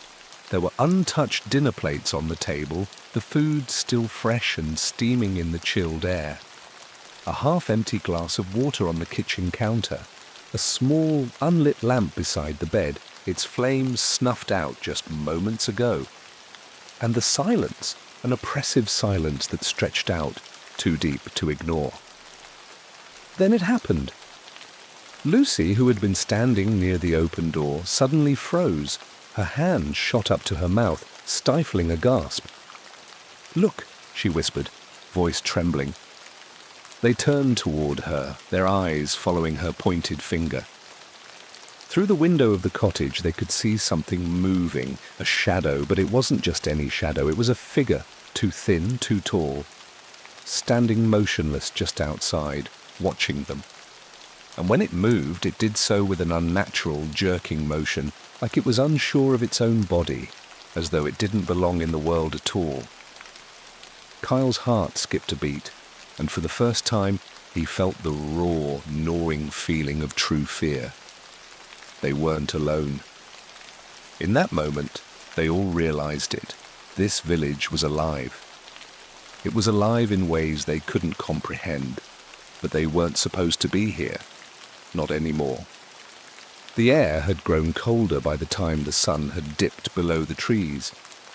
It was no longer the comfortable chill of evening, but a bone-deep cold that crept into their skin and seemed to settle there, a persistent, invasive presence. The village, once strange in its emptiness, now felt alive in a way that made their skin crawl. Kyle stood in the doorway of the cottage, staring out into the darkening village square. He could still see the shape, a tall, thin figure, motionless just beyond the window. But now he could sense more than just its presence. It wasn't just watching them, it was waiting. "Did you see that?" Lucy's voice was barely a whisper, her breath fogging in the air, her wide eyes locked on the same figure. "Yeah," Kyle said, though his voice was tight, a little shaky. He felt the cold seep further into him. "Let's go. We need to stay together no matter what." But even as he said the words, they all knew it was already too late. They had come this far, and something had already noticed them. Something didn't want them here. Without another word, they stepped back from the door. Kyle tried to push the thought from his mind, the thought that the figure outside hadn't moved, hadn't blinked. It stood there, eerily still, watching them, waiting. They gathered in the living room, the faint glow from a candle in the corner, doing little to dispel the dark that had settled in around them. The house, like all the others, had been meticulously preserved, too pristine for a place that had been abandoned.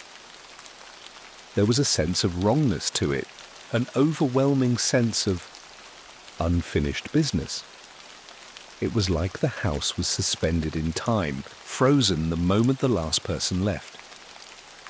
Kyle sat at the small dining table, rubbing his temples. "I don't know what's going on, but we need to stay calm. We'll figure this out.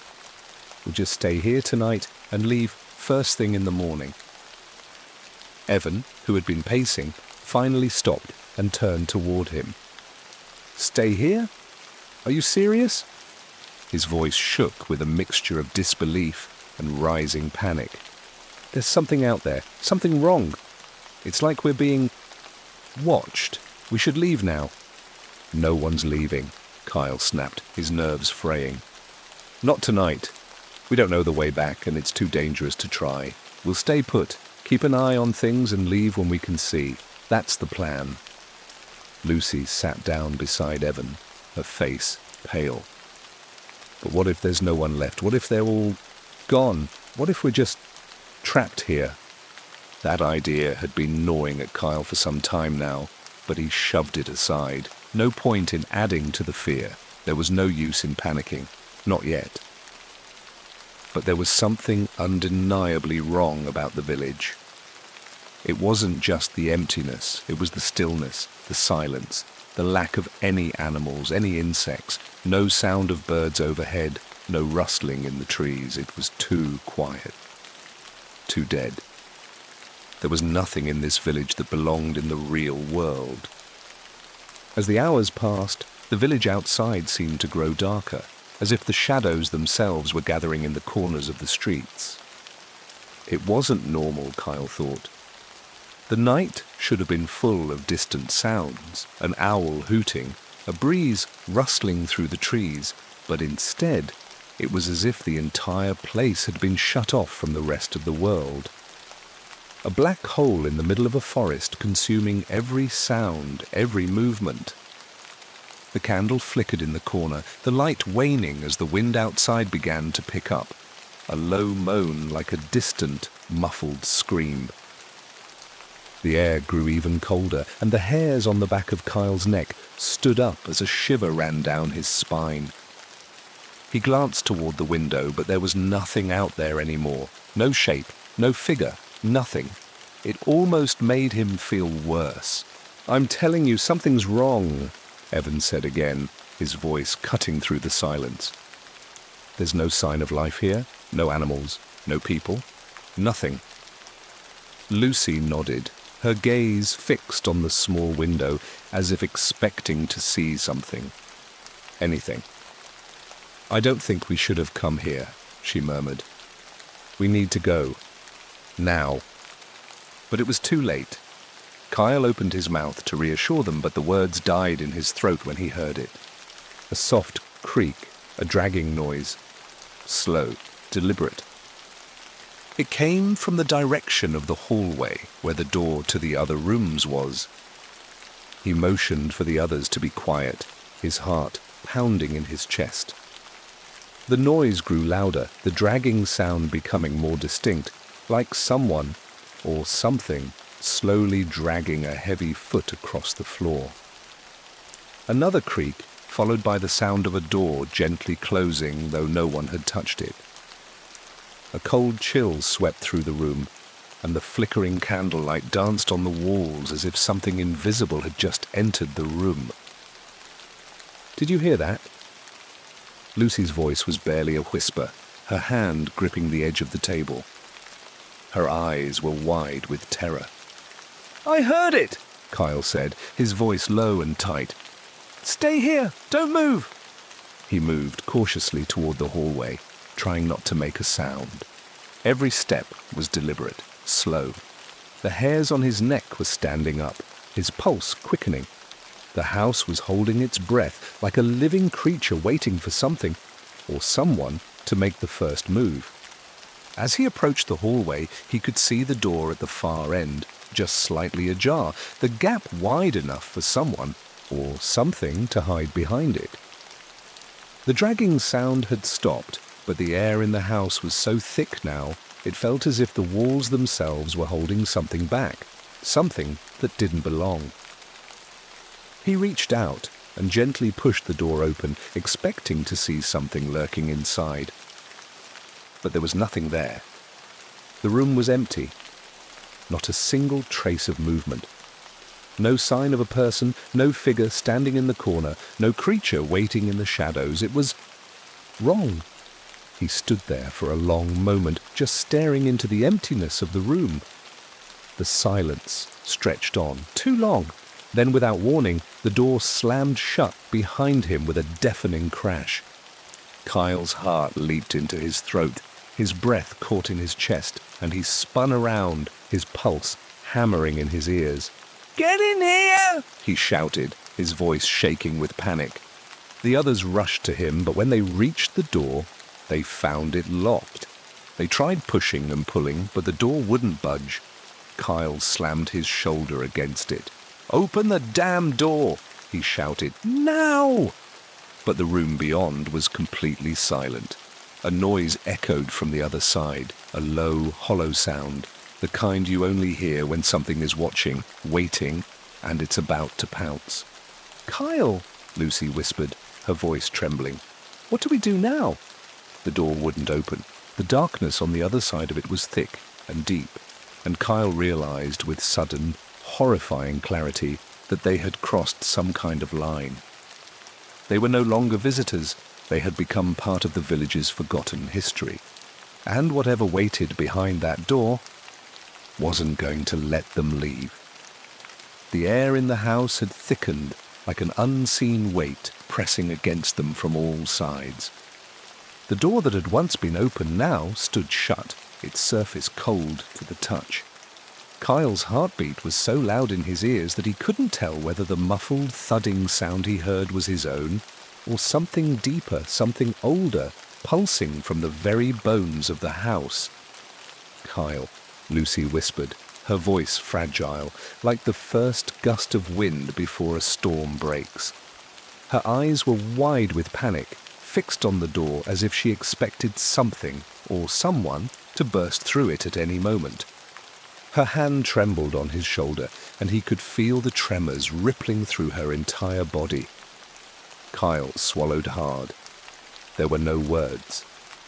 None that could help them now. The door wouldn't open, no matter how hard they pushed or pulled, no matter how many times they slammed their shoulders against it. It was like the house itself had sealed them in, trapping them in some kind of purgatory. "What the hell is going on?" Evan's voice cracked as he stood behind them, eyes darting to the corners of the room, as though expecting shadows to step out and swallow him whole. The flickering candlelight cast long, grotesque shapes on the walls, distorted reflections of their fear, stretching and contorting like some twisted dance. "I don't know," Kyle admitted, the words coming out sharper than he intended. "But we need to stay calm. We're not getting out through the door. Maybe we can find another way." But as soon as the words left his mouth, he knew it was futile.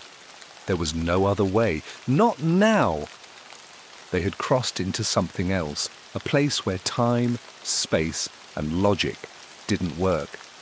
Where the village wasn't just abandoned, it was alive in a way that couldn't be explained, a place trapped in a fold between worlds. And now, they were a part of it, part of the village's dark, hungry memory. The silence stretched, thick and suffocating, each second that passed, amplifying the dread that crawled under their skin. "There's something wrong with this place," Lucy whispered, her voice barely audible, like a confession. "It's not just empty, it's waiting." Evan shot her a look. Waiting for what? She didn't answer, but the question lingered in the air, unanswered and pregnant with fear. And then, without warning, the wind picked up again. It howled outside, a low and mournful cry that seemed to reverberate through the very foundations of the house. The walls groaned, as if the house itself was shifting, struggling to stay upright. Kyle took a step toward the window, the room spinning slightly with the sudden burst of movement. The outside world was just as silent as the house. No sound of wind rustling the trees, no nocturnal creatures calling out in the darkness. There was nothing. But as his eyes adjusted to the dimness, he saw it. A shape. A figure standing at the edge of the village square, its outline blurred by the growing fog that rolled in like an army of shadows. The figure was too far away to make out clearly, but there was no mistaking the way it stood. Motionless, its back straight, its arms at its sides like some grim sentinel watching over them. Kyle's throat constricted as he felt the weight of 1,000 eyes on him, pressing in from all directions. He felt them, watched, and for a moment he was sure the figure knew he was looking, knew he could see it. "Did you see that?" he asked, his voice low, trembling, despite his best efforts to sound strong. But when he turned back to the others, their eyes were already wide, their faces stricken with the same unspoken fear. They had all seen it. "Yes," Lucy whispered, stepping closer to him. "It's not just out there. It's in here too. We're not alone." The words hit him like a slap. He didn't want to believe it. didn't want to acknowledge the terrifying truth settling in his gut. But it was becoming clear, too clear to deny. The village wasn't just a forgotten place. It wasn't simply a relic of the past that had been left behind. It was something alive, something aware, and something that had been waiting for them to stumble into its grasp. "I told you," Evan said, his voice shaking. "We shouldn't have come here. This place isn't right. It doesn't feel—" Suddenly the ground beneath them shifted. The walls trembled, as though the house itself had taken a deep, shuddering breath, and then the floorboards groaned, like something heavy was dragging itself just beneath their feet. The sound, the scraping, dragging noise, was louder this time. It was not just in one place, but everywhere, from above, from below, from the walls, the ceiling, the floor. The room seemed to pulse with it. The very structure of the house seemed alive, bending under some terrible weight. "Do you hear that?" Lucy gasped. "What the hell is that?" Kyle didn't answer. He couldn't. He was already moving, his legs carrying him toward the hallway, toward the source of the noise. He didn't know why he went. Some primal instinct urged him forward, but it was almost as if his body had taken control of itself, moving without the approval of his mind. There was no reason to go down that hallway, no reason to investigate the noise that was growing louder with every step. But he did it anyway. Evan and Lucy hesitated, their feet frozen in place. But when they saw Kyle walk toward the darkened passage, they followed him, though neither one could explain why. The hallway was darker than it had been before. The candlelight at their backs seemed like a faint, flickering memory swallowed by the oppressive blackness ahead of them. Every step they took felt heavier, like the air itself was thickening with dread. The dragging noise had stopped, but the silence left in its wake was deafening, unbearable. The hairs on the back of Kyle's neck stood up as his eyes roamed the dark passage. The walls were warped here, bowed in strange, unnatural curves. It wasn't just the passage that was wrong. It was everything. "They're here," Kyle whispered hoarsely, pointing to a door at the end of the hallway. It was closed, but not completely. There was a sliver of light slipping through the crack. It wasn't the faint glow of their candle, though. It was something colder, something much darker. They moved toward it, step by slow step, as if the air itself was growing more resistant, pushing them back with invisible hands. When they reached the door, the light from the crack disappeared, vanished, as if swallowed by the darkness inside. Kyle's heart pounded in his chest as he pressed his ear to the door. The room on the other side was completely silent now, and then with a deep breath, Kyle twisted the doorknob and slowly pushed it open. The room beyond was like the rest of the village, still, silent, and untouched. It looked like a living room, a place where someone might sit and relax after a long day. There was a fireplace against one wall, the hearth cold and empty. The furniture, chairs, a couch, a small table, was pristine, but too pristine. There was no dust, no signs of wear. But what caught Kyle's attention, what froze the blood in his veins, was the figure standing in the middle of the room. It was no longer just a silhouette, no longer just a watcher. It was real. A person pale and thin with hollow eyes and a face so gaunt it seemed to be stretching across bone.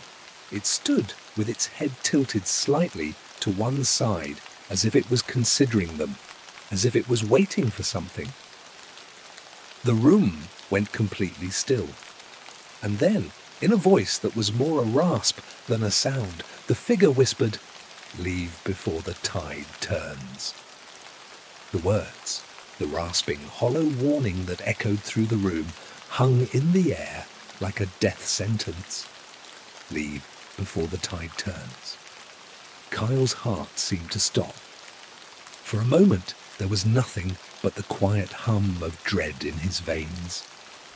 Lucy took a step back, her face pale, eyes wide, as if the very air in that room had suddenly thickened into something suffocating.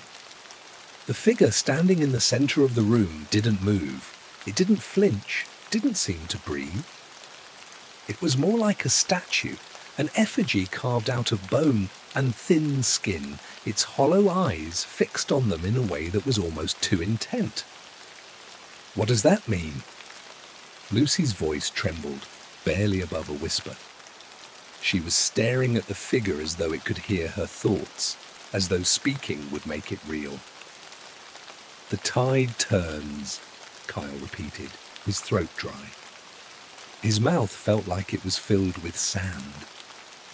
The warning was there, clear as day, but it didn't make any sense. The tide? There was no sea, not here, not in the village. So why was it being spoken like a threat? "I don't know," he murmured, looking at the others. "But I think it's serious." His eyes flicked to the figure, which had begun to twitch. A slight jerk, barely perceptible, like a puppet string pulling at the limbs. The thing was coming to life. A sharp gasp escaped Lucy's lips, her hand flying to her mouth as her gaze darted to the farthest corner of the room. Something had moved. In the shadows. She wasn't imagining it. There was something there, something hiding just beyond the candlelight, waiting for the right moment to reveal itself. Evan's hand went to his side, but when he pulled it away, his fingers were trembling. He knew, just as well as the rest of them, that something was terribly wrong. This place was wrong. The village was wrong. "I don't think we should be here," Evan muttered, his voice cracking. "We need to get out. Now before whatever this thing is decides it wants us too." Kyle didn't answer. Instead, he reached forward cautiously, hand outstretched toward the figure standing motionless at the center of the room. But before he could touch it, a low creak sounded from the floorboards beneath them. Not from above, not from below, but from directly beneath their feet, as if something was moving under the house, shifting the weight of the very earth. Lucy gasped, stepping back, her hands coming up defensively. "Kyle, don't touch it!" He froze, the chill of the room suddenly more oppressive than before. He could feel it now, creeping across his skin, a tightening in his chest. The house itself seemed to groan in protest, like it was alive, like it wanted to pull them under, drag them into the deep dark of its forgotten depths. And then with a sudden snap, the figure in the room, it wasn't a statue, it was never a statue, lunged forward. Kyle's heart slammed into his ribcage. He stumbled back, nearly colliding with Evan, who yanked him away just in time. The thing, it wasn't human, it wasn't anything he could name, moved with an unnatural speed, a blur of bone and skin, its jaw unhinging as it let out a guttural scream that sounded like the breaking of old, weathered wood. "Run!" Lucy screamed. She was already backing toward the door, eyes wide, hands shaking. "We need to leave!" But Kyle couldn't move. His legs were rooted to the floor, paralyzed by the sheer terror of the thing that had come to life. It was too fast, too horrific. And its eyes, those empty, sunken sockets, held something that made his blood run cold. He heard a sound behind him, a soft, wet scrape, like something slithering through the walls. No, not through the walls. It was inside the walls. Scratching, scraping, growing louder with every passing second. Evan was the first to break free, pulling Kyle away from the nightmare in the center of the room. They scrambled toward the door, their feet stumbling over one another, panic flooding their veins. But as Kyle reached for the doorknob, the thing, the creature, was there again, its long, gnarled fingers reaching through the shadows like they were made of smoke. He didn't have time to think. He didn't have time to process what was happening before something gripped his ankle, pulling him to the ground. The air left his lungs in a violent whoosh as his body slammed into the floorboards. His head cracked against the wood, sending a sharp pain blinding through his skull. And then he saw it. From the edges of the shadows, figures began to emerge, more of them. They were everywhere now, more of those gaunt, twisted beings, all with the same hollow eyes and skeletal faces. They surrounded him like vultures. No, not vultures. They were watching, waiting. For what? What was it that they wanted from him, from all of them? The sound of the tide, that low, mournful cry, washed over him. But there was no ocean, no sea. The village was a graveyard, but it wasn't just any graveyard. It was the kind of graveyard where the dead didn't stay dead, the kind where the dead still walked, still watched, still wanted to drag the living into their eternal nightmare. "Leave before the tide turns," the voice of the figure rasped, growing louder, more insistent. It was the same warning, but it didn't matter. They were too far in now. They couldn't leave, not anymore. And then a crack. The floor beneath them splintered open like some giant yawning mouth ready to swallow them whole. A deep, guttural rumble shook the entire room, and before Kyle could even process what was happening, the walls cracked open. The village, the house, the very earth itself seemed to buckle and shift, pulling everything toward the heart of something deep, deep below.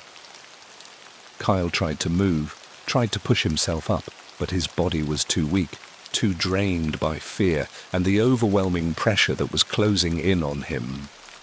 And then he heard it, the final sound, the rush of something from beneath. Water, cold, icy, rising, not from the ocean, but from below, from deep within the village itself. The tide was turning, and it was rising, pulling with it the spirits of the forgotten villagers, those who had never left and now sought to drag them down with them. They weren't just trapped in this village, they were becoming a part of it. The water came slowly at first, a creeping tide that licked at the edges of the room, curling up from cracks that Kyle hadn't noticed before. It wasn't the clear blue water of an ocean. Number, this water was thick, almost murky, swirling with a deep, unnatural darkness. And as it rose, it carried with it the smell of something rotten, decay, something ancient. The air was suffused with the pungent stench of forgotten things. It spread across the floor, over the broken floorboards, rising inch by inch, the water creeping toward their ankles, their knees, their waists. The very air seemed to tremble, the walls shaking in time with the pulse of the water as it slowly filled the house, as if the house itself had been waiting for this moment, waiting for them to push it to the edge. The figures, the villagers, were still there, their hollow eyes fixed on them, watching, silent. Kyle's breath caught in his throat. The air had become so thick, so suffocating he could barely breathe. His hands gripped the edge of the broken floorboard, but they were too weak. The water was rising far too fast now, and every second he spent frozen in fear only pushed him closer to the inevitable. "We need to get out," Lucy gasped, her voice breaking. She was clutching Kyle's arm, pulling him toward the door, but the water was already blocking their way. It lapped at their shins, at their knees. The floor was becoming slick and unstable, the very foundation of the house trembling beneath them. They couldn't run. There was no way out. But the warning had been clear. The tide had turned, and with it, something worse had come. "What's happening?" Evan's voice cracked as he looked around, wild-eyed, his feet now submerged in the rising water. We can't just wait here." But Kyle's mind was racing. He had a horrible feeling, a terrible suspicion that he wasn't just trapped in a house anymore, wasn't just trapped in this village. He was trapped in a memory that had been waiting, sleeping beneath the surface, for someone like him to stumble in, someone like them. "They're dead," he whispered, his voice low and hoarse. "They're all dead. They never left." Evan's eyes widened as Kyle turned to face him, his face pale, full of realization. They were never supposed to leave, Kyle continued, his voice trembling, though he wasn't sure if it was from fear or the cold that was creeping into his bones. This village, it's not real anymore. Not in the way we think it is. It's stuck. It's trapped in a loop, and we've crossed over. Lucy clutched at Kyle's arm, but her eyes were wide with fear. The water had risen far beyond their knees now, and it didn't look like it was stopping. The walls creaked again. The weight of the water was pressing down on them, heavy and merciless. Kyle was just about to open his mouth, to tell them to run, to find a way out, but the walls groaned again, louder this time, louder than before. There was a crack, sharp and sudden, and then the ceiling gave way. Chunks of wood and plaster rained down on them, the debris falling into the water with a muffled splash. Kyle barely had time to react before the entire wall caved in with a sickening lurch, sending water rushing into the room like a tidal wave, and with that wave came something else. The villagers. They came from the walls, from the water itself, their limbs unnaturally long, their bodies warped and twisted in ways that shouldn't have been possible. They moved not like people, but like marionettes, strings attached to them by unseen forces, their eyes hollow and their mouths open in silent screams. They weren't human anymore, they weren't alive. The flood of water rose higher, sweeping Kyle and Lucy off their feet, pushing them into the debris, into the cold, cold depths. The force of the water sent them sprawling, their heads slamming against pieces of wood as they struggled to stay afloat, gasping for air. Kyle's heart raced as he kicked against the water, trying to find purchase on the slippery floor, but everything was slipping away. He could hear the figures, no, the things, moving through the water with unnatural speed. Their fingers scraped against the floor like claws on stone. "Kyle!" Lucy screamed, her voice full of terror. She was being pulled away from him. The water had dragged her toward the back of the room, where the dark shapes were already closing in on her. He reached out, but the current was too strong. The water was rising faster now, rising with purpose. And in that moment, as he turned, a shadow fell across his vision, a figure towering above him, its limbs outstretched like a twisted thing of nightmares. It was the one from before, the figure that had stood in the center of the room, the same hollow eyes, the same twisted face, but now it was standing directly in front of him, its body moving with unnatural, jerky motions. "Leave before the tide turns," the figure rasped again, its mouth stretching wide as it spoke. But Kyle couldn't leave. He couldn't escape. There was no escape. The village had already claimed them, already bound them to its curse. And the water kept rising. The tide was pulling them in, pulling them under, pulling them into the grave of the village, into the depths of a forgotten memory that would never let them go. A flash of terror broke through Kyle's mind as he realized that they weren't drowning. They were being pulled into it. The villagers, those twisted husks, had never left. And they weren't just ghosts. They were something worse, something much darker. They were the keepers of the village. And now, with the rising tide, they would take the living with them. The last thing Kyle heard before the water surged over his head, before the darkness claimed him, was the faint, haunting whisper of the village's warning, "Leave before the tide turns." And the village watched, waiting for the next travelers to stumble into its grasp. There are things you don't notice at first, small things, tiny details that, with the benefit of hindsight, make you want to scream, to claw at your own skin, as if you could rid yourself of the curse before it takes hold. Like the way a person's reflection seems to linger for a moment longer than it should, or how a shadow in the corner of your eye shifts just as you turn your head. It's always easy to dismiss, especially when you're tired. When your life is already falling apart, your mind worn thin from the grind of working long hours in a job you hate, and your nights are filled with endless scrolling on your phone, hoping to drown out the sound of your own thoughts. He should have known better. But then again, we all should know better, don't we? It started like any other weekend. He had just gotten off a brutal shift at the office, rubbing his temples as he drove through town. He didn't plan on stopping, didn't plan on anything at all, really. His mind was too foggy for that, too numb to care about anything other than the relief of his bed. But something about the estate sale caught his attention. It was a cluttered yard sale like any other, with tables piled high with junk. Old furniture, boxes of dishevelled books, mismatched dishes.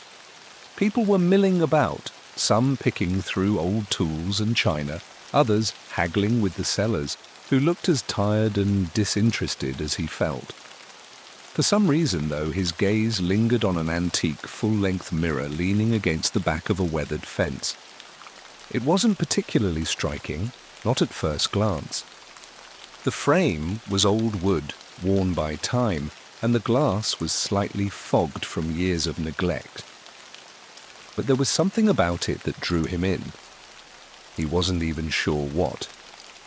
Maybe it was the way it seemed out of place, standing there among the jumble of furniture and knick-knacks, a relic of a time long past. Or maybe it was the strange, unsettling thought that it didn't belong to the yard sale at all. The seller, an older man with a scraggly beard and hands that shook with age or something else, noticed his interest and shuffled over, smiling in a way that didn't quite reach his eyes. "You like it?" he asked, his voice rough like gravel. "That there's a real piece of history." The man, whose name wasn't important but might have been Ted, or Tim, or something equally forgettable, nodded.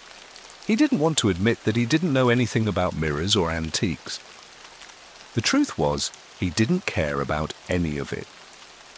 He was just looking for something to distract him, something to fill the void left by a job he hated, a life that had gone nowhere, and the aching emptiness of being alone. "I'll take it," he said, before he could talk himself out of it. The price was negligible, really, a mere $40. And what was the harm? Maybe it would look nice in the hallway, a bit of character for his otherwise drab apartment. He didn't think about it much. He never did.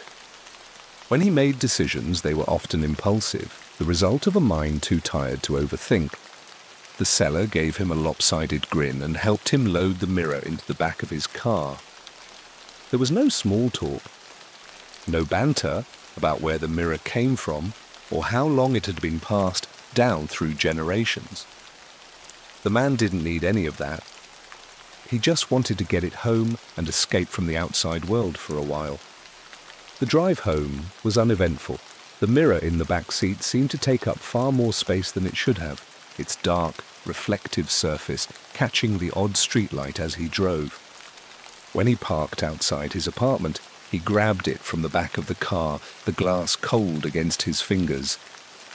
It was heavier than he expected, but not in an uncomfortable way. He wasn't sure why, but there was something oddly comforting about the weight, like it was a part of him now, tethered to his world in some invisible way. He carried it inside, wiping off a thin layer of dust from the glass before propping it up against the wall in the hallway. He stepped back, squinting at the reflection of the small, dim apartment. It didn't look like much. His worn sneakers scuffed against the floor, his faded hoodie hanging loose on his frame. The apartment felt colder than usual, the dull hum of the refrigerator in the background almost too loud. But the mirror, well, it didn't seem out of place, it fit. Almost too well. He stared into it for a few moments, his eyes tracing the figure staring back at him. That was the first time it happened. The first time he noticed something was wrong. The reflection didn't move exactly the same way he did. At first, it was subtle. A slight delay when he shifted his weight, a fraction of a second where the image seemed frozen.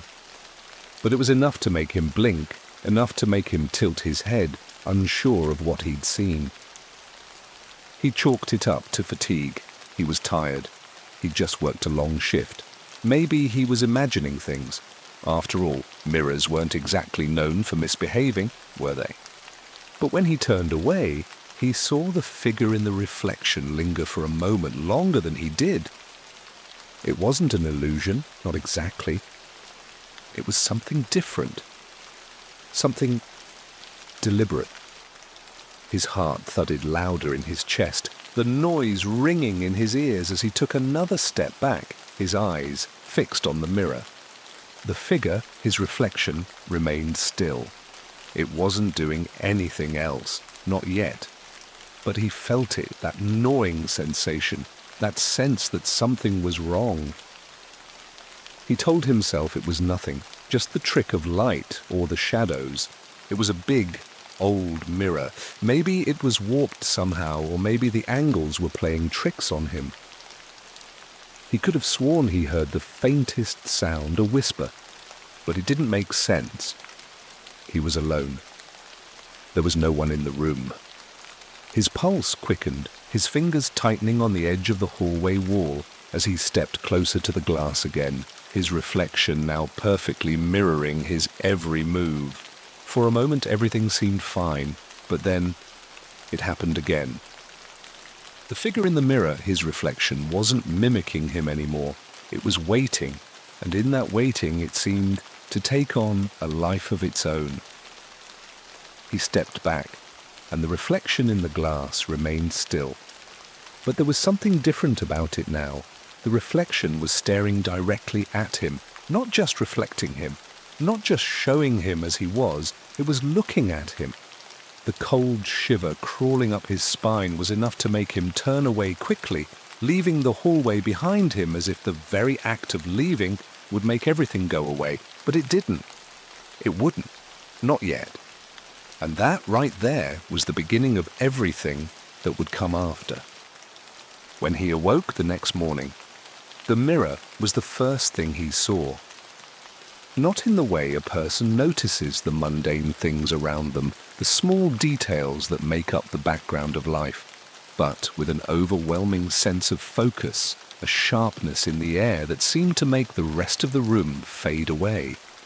The hallway looked like it always did, the same dull light filtering through the cracked blinds, the faded carpet, the empty space where his shoes lay. Nothing out of the ordinary. Nothing that suggested the night before had ever happened.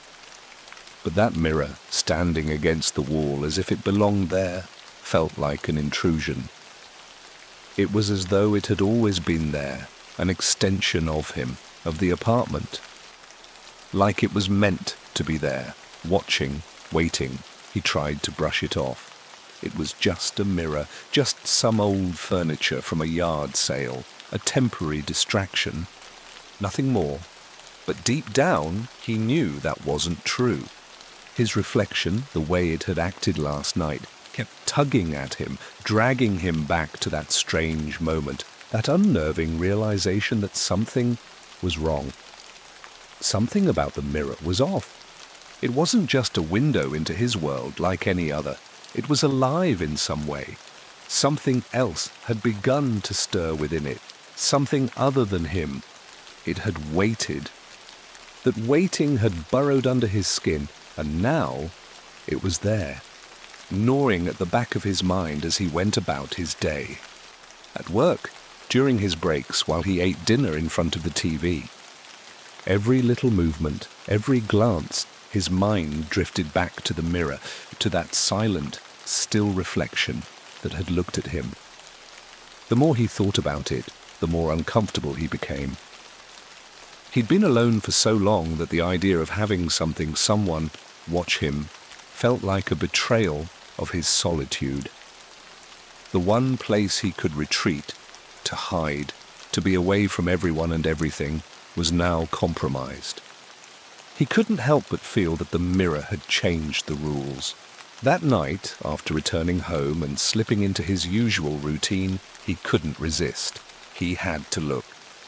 The apartment felt colder than before, the shadows in the hallway deepening as the light from the single bulb above flickered faintly, like an old film reel with a damaged strip. The reflection, still unmoving, seemed almost to mock him as he stood before it. He told himself it was nothing, just the fatigue of a long workday. The mirror was still in its place, the glass as opaque as it had been the night before. He needed to get a grip on himself. But as he stood there, staring into his own eyes, something about the glass seemed to bend. There was a pull in the air, as though it was slowly drawing him in. The reflection didn't mimic him this time. It was still. It was waiting. His heart began to pound in his chest. He wanted to look away, to turn and retreat into the safety of his bedroom, but the pull, the urge to stay, held him there. Couldn't stop staring, his breath shallow, his pulse quickening. For a brief moment, just a fleeting second, he could have sworn the reflection twitched. Not much, just a subtle shift in the muscles of the face, a movement in the corner of his eye. It was a trick of the light. It had to be. But then his reflection smiled, a smile that wasn't his. It spread across the glass in a way that shouldn't have been possible. A slow, deliberate curve of the lips that twisted into something almost cruel, something feral. It wasn't a smile of warmth. It was something else, something far darker, as if the reflection were mocking him, teasing him. It didn't belong there, and yet it was there, taunting him. A cold sweat broke out across his brow as he stumbled backward, his hand pressing against the wall for balance. He heard a faint, scraping sound, like nails against wood, though he knew it didn't come from the wall. It came from the mirror. The faintest whisper of a noise, as if the reflection were trying to speak. He couldn't understand it. Words came through, but they were too soft, too muffled to make sense of. His breath quickened, panic flooding his chest. His hands trembled as they reached out for the doorframe, seeking something solid to anchor himself to. The mirror felt alive, breathing through the glass, waiting for something. Waiting for him to fall into its grasp. The reflection in the glass, it didn't just mirror him anymore, it was watching him. He was nothing more than a puppet to it now, its every movement, its every expression twisted, distorted, as if it were trying to understand him, trying to replace him. He turned away from it, his chest tightening as he rushed into the kitchen, throwing open the cupboard doors in a futile attempt to distract himself. He grabbed a glass of water, his hands shaking so violently he spilled most of it onto the floor. He needed to get out, he needed to leave, but he couldn't. The reflection was still there, waiting for him, watching him.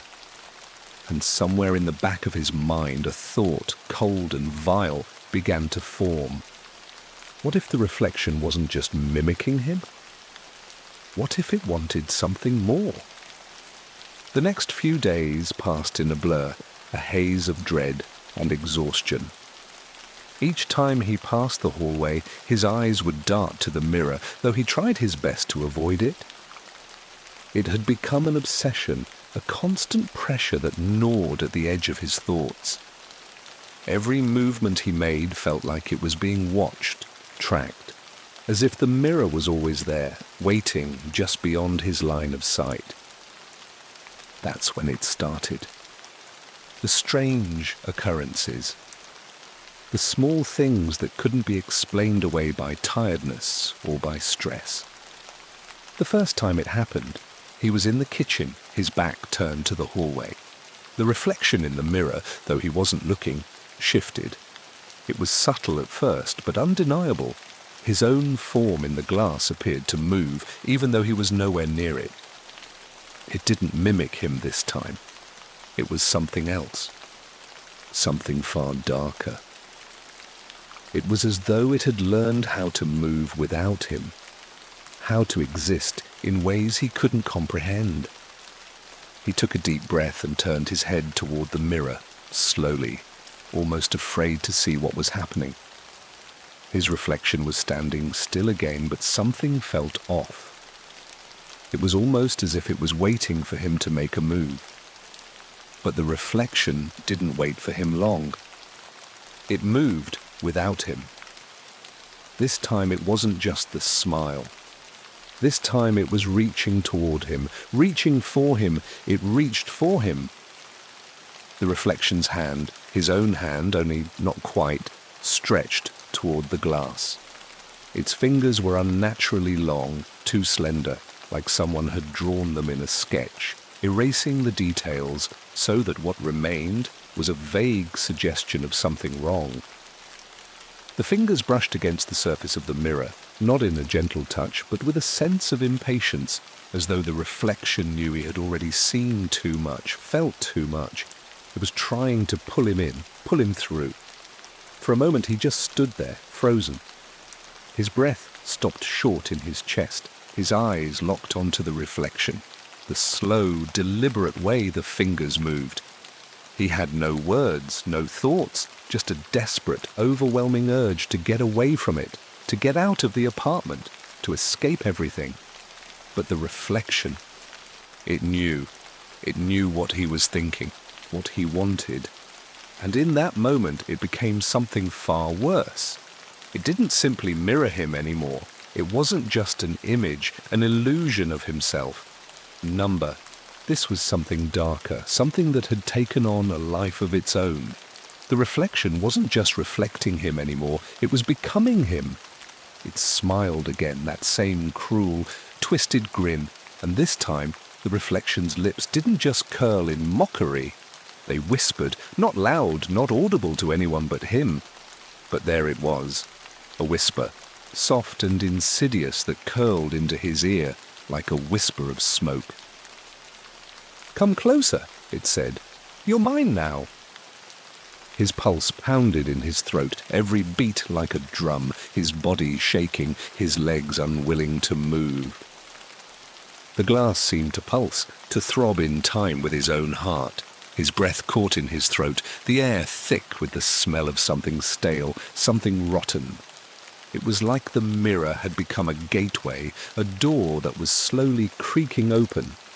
Behind the glass, the reflection beckoned to him, and in its hollow gaze he saw himself. Or at least it looked like him. But it wasn't. It wasn't him. His hand trembled as he took a step backward. The movement was slow, calculated, but the reflection didn't follow suit. It stayed there, static, the fingers still outstretched, as if it were waiting for the moment when he would stop running, when he would stop resisting. He turned his head, quickly, desperately, but the shadows in the hallway felt closer now, thicker, as if the space itself had shrunk around him. It reached for him.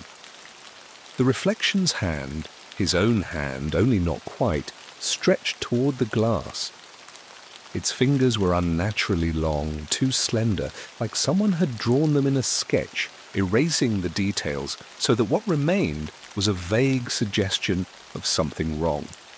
The fingers brushed against the surface of the mirror, not in a gentle touch, but with a sense of impatience, as though the reflection knew he had already seen too much, felt too much.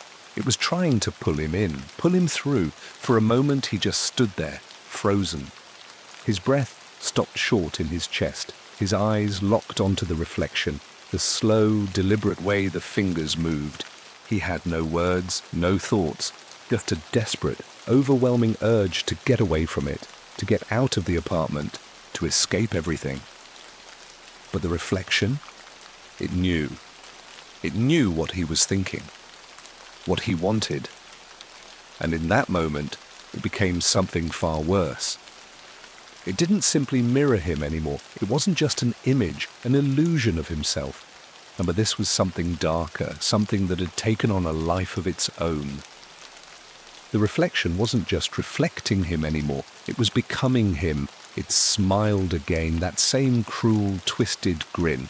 And this time, the reflection's lips didn't just curl in mockery. They whispered, not loud, not audible to anyone but him.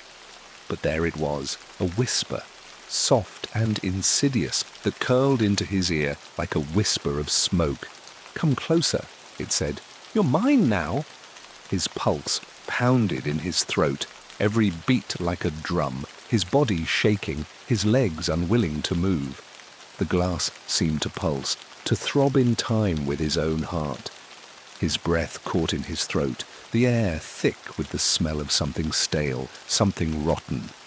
It was like the mirror had become a gateway, a door that was slowly creaking open. Behind the glass, the reflection beckoned to him, and in its hollow gaze he saw himself. Or at least, it looked like him. But it wasn't. It wasn't him. His hand trembled as he took a step backward. The movement was slow, calculated, but the reflection didn't follow suit. It stayed there, static, the fingers still outstretched, as if it were waiting for the moment when he would stop running, when he would stop resisting. He turned his head, quickly, desperately. But the shadows in the hallway felt closer now, thicker, as if the space itself had shrunk around him. It was only when he blinked, just once, that he saw it again. This time, the reflection didn't just move. It didn't just stretch toward him. It stepped out of the mirror. The glass rippled like water disturbed by a stone. It was subtle at first, but undeniable. The edges of the reflection shimmered, flickered as if the glass were no longer solid, as if it were liquid. The space between him and the reflection blurred, the image distorting in ways it should not have. Then the figure stepped through. It wasn't a smooth transition, not a clean one. The reflection stretched and wrenched its way through, its limbs twisting and bending in impossible angles, as though it were trying to force its way out of a space it didn't belong in. The air thickened with the feeling of something wrong, something malevolent, pushed against the very air in the room. The figure, his reflection, was closer now, much closer. It wasn't him. It wasn't. It couldn't be. The eyes that stared back at him were too cold, too empty. They held no warmth, no trace of humanity. The smile had stretched further, the corners of its lips pulling back in a grimace of twisted satisfaction. He should have screamed, but the scream never came. Instead, the air felt thick with the pressure of something unseen, something that threatened to crush him from all sides. He stumbled backward, his feet tripping over the edge of the hallway rug. His hands shot out, desperately grabbing at the wall to steady himself. "You're mine now." The whisper came again. It was louder this time, clearer. It was no longer a voice in his head. It was real. It was in the room with him. It was in his bones. His reflection, the thing that had once been a mirror image of him, stood there now, fully emerged from the glass, its hands now pressing against the wall, as though it were contemplating its next move. The thing's movements were unnaturally smooth, like it had no bones, no structure. It was fluid, its shape bending and twisting in ways it shouldn't have. And it was smiling. He backed away, his mind screaming for him to move, to run, but his legs wouldn't obey. He could only watch as the thing in the mirror began to take shape fully, stepping closer to him, as though it had all the time in the world. "You can't run," it said. Its voice was his voice, only wrong. It was lower, deeper, more sinister. "You're already here." His hands flew to his head, his fingers pulling at his hair in a futile attempt to break the mental grip the reflection had on him. His breath came in short, ragged bursts. The world around him blurred as the thing in the mirror moved closer, its skin, his skin, rippling in unnatural ways.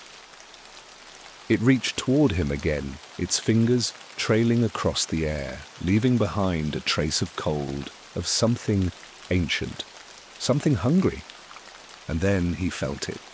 A pull, like gravity, but worse. It wasn't just the reflection anymore.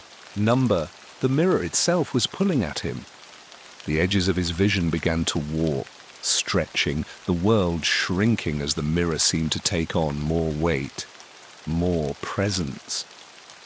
It felt as though it were reaching into him, pulling at his very essence, trying to drag him toward the glass, toward the thing that had stepped through. The glass, his reflection, was pulling him in like a vortex, like something with an insatiable hunger. The harder he fought, the stronger the pull became. His body was shaking, trembling, as if he were caught in the middle of a storm, spinning out of control, unable to break free. And then the thing in the mirror reached out one last time, its fingers brushing against his chest. "Welcome home," it said. And with that, the last thing he saw was the blackness of the mirror, its cold, endless surface swallowing him whole. The first thing he noticed when he woke up was the smell. It was damp, heavy, like the musty air that clung to the walls of an abandoned house, the scent of something forgotten. It filled his lungs, thick as tar, suffocating him with its weight. He tried to move, but his limbs felt leaden, unresponsive, like he was buried in thick, wet blankets. And then he opened his eyes. At first, it didn't make sense. There was no light in the room, only a dense, suffocating darkness that seemed to twist and curl around him, folding in on itself like a thing alive. His body tensed, his breath shallow, his heart racing as he tried to make sense of the overwhelming sensation of wrongness that filled the space. Where was he? The darkness pressed against him almost like it had weight, like it was squeezing the life out of him. There were no sounds, nothing at all. The air was stale, unmoving, and yet it felt as though something was watching him. His eyes darted around in the blackness, desperately searching for any sign of movement, but there was nothing. Nothing but the deep, oppressive silence that surrounded him. Panic began to set in. His chest tightened, a cold sweat breaking out across his skin. He tried to sit up, but his body felt sluggish, as if it were encased in stone. His fingers scraped against the ground, the rough texture under his touch strange and unfamiliar. The air smelled older now, like the dust of a forgotten room, sealed away from the world for decades. And then he remembered the mirror, the reflection, the feeling of it pulling him, dragging him toward the glass, the way it had reached through, its cold fingers touching his chest. He had been pulled in, he had been swallowed by it, consumed by something that had no place in the world of the living. The realization hit him like a blow to the chest, a shock of cold dread that froze him in place. He was inside the mirror. He wasn't in his apartment anymore. He wasn't in the world he had known. He was in it. The thought sent a jolt through his body, a surge of panic that made him scramble to his feet, though his legs felt weak, unsteady. The ground beneath him was uneven, soft and spongy, like wet earth that had long been trampled down. He staggered forward, each movement slow and deliberate, as he tried to orient himself in the suffocating blackness.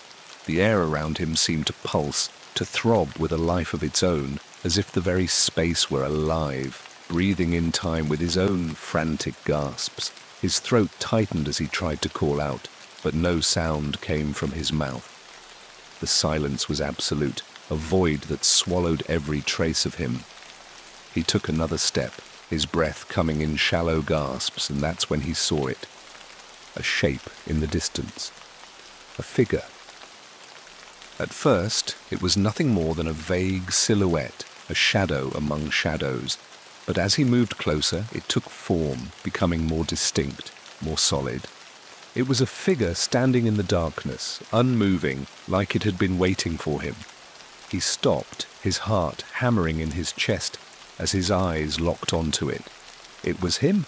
No, it wasn't. Not exactly.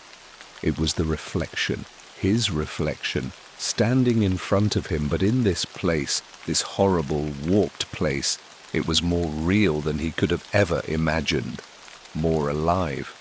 It was the same face, the same features, but the eyes were empty, hollow.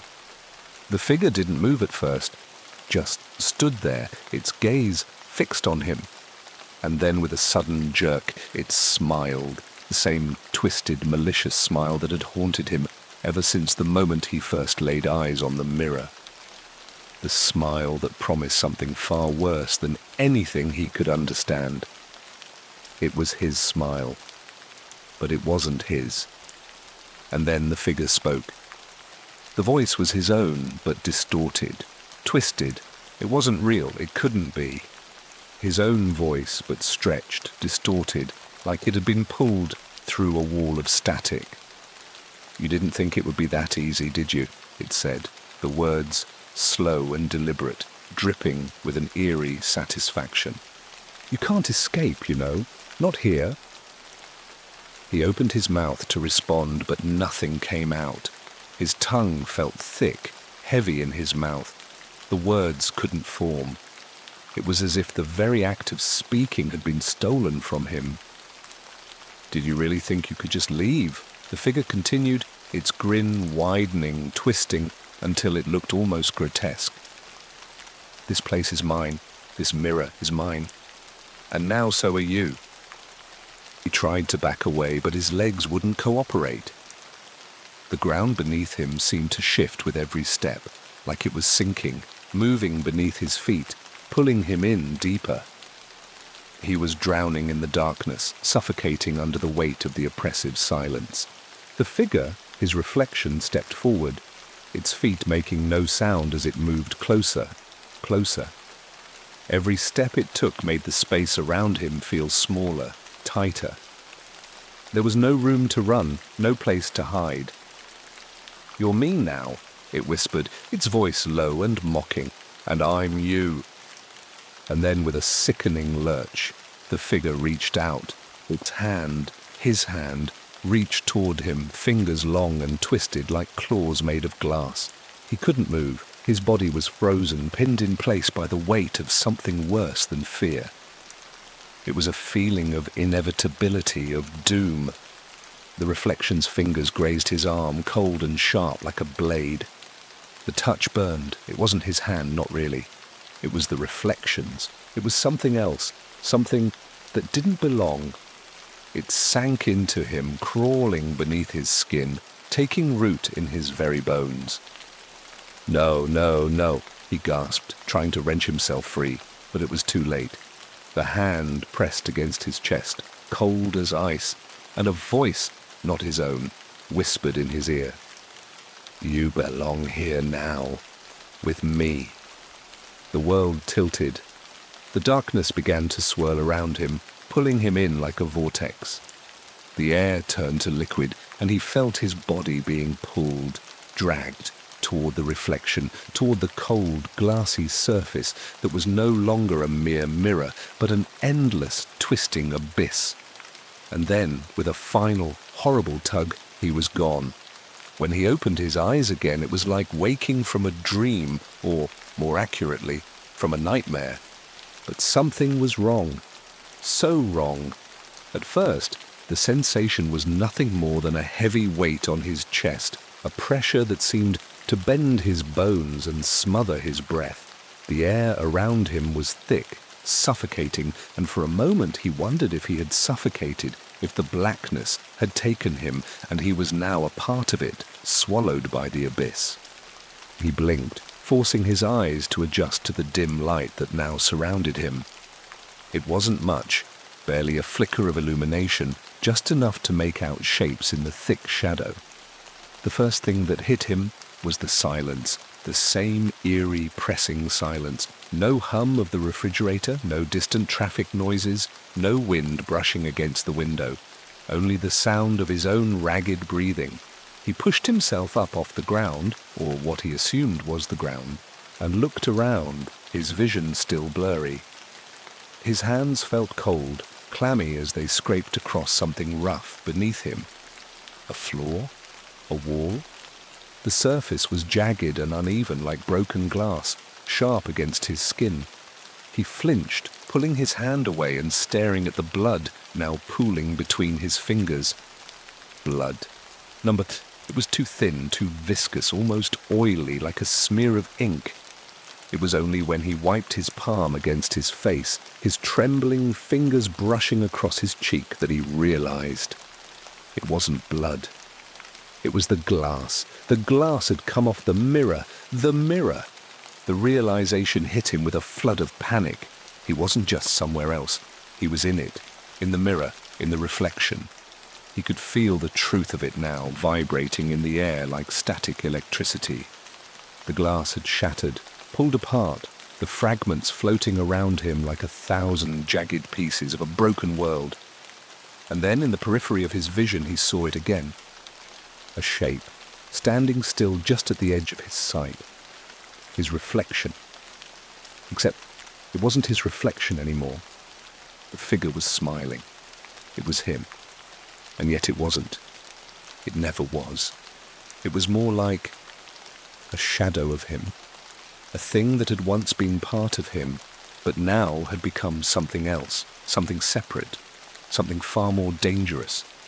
It stepped toward him, slowly, deliberately, each movement punctuated by the scraping sound of glass cutting through the air. A shard floated past his face, its edges gleaming like the sharpest blade. He swore he could feel it graze his cheek, though it never made contact. The reflection grinned wider, impossibly wide, stretching the corners of its mouth to a point that shouldn't have been possible. The eyes, his eyes, were hollow, filled with something alien, something hungry, something that didn't belong here. The reflection was moving without him now, as if it were no longer bound by the same rules. It wasn't mimicking him. It was him, but it was also not him. It was alive, and it was coming closer. "You thought you could escape," it said, its voice an echo of his own, but twisted, tainted with something darker, colder. "You thought you could just leave me behind." The words weren't spoken exactly. They were felt, thrumming through his body, sinking deep into his bones, vibrating through his skull. The voice was inside of him. It was part of him, and yet it was something else entirely. He couldn't move. His legs wouldn't work. His hands were shaking uncontrollably, and his breath came in ragged gasps. The space around him felt like it was closing in, like the very air was shrinking with every passing second. The glass fragments drifted through the air, cutting at his skin like invisible blades. "You can't run from this," the reflection whispered. "I am you. I always have been." It reached out, and this time it didn't hesitate. Its hand shot forward, fingers elongated, the nails like daggers. It was too fast, too fluid, and it grabbed him, with a force that sent a shock of ice through his spine. The glass shards surrounding him floated closer, swirling in the air, 1,000 pieces of his world pulled into the vortex of the mirror. He felt the cold sting of their edges as they cut into him, drawing more blood, more ink-black fluid. But it didn't matter. His skin was already bruised, already marked by the reflection's touch. The reflection's fingers tightened around his wrist, its grip like iron. It pulled him in, and for a second he thought he might resist. He thought he might push against it, force himself away from the mirror. But then he saw it, the surface, the glass. It wasn't a reflection anymore. It was a doorway that led somewhere dark and twisted. The edges of the glass distorted, rippling like water, and he could see through it now. See beyond it to a place that made his stomach turn, a place that made his pulse race in terror. It was alive. He could see the faces. They were all there, dozens of them, hundreds, stretching back as far as his eyes could see. Faces that were his but not his. The same eyes, the same mouths, all twisted into expressions of suffering, terror, and anger. They were trapped there, all of them, behind the glass, trapped in the mirror, living out their endless torment. And then something even worse happened. His reflection, the one that had been pulling him in, smiled again.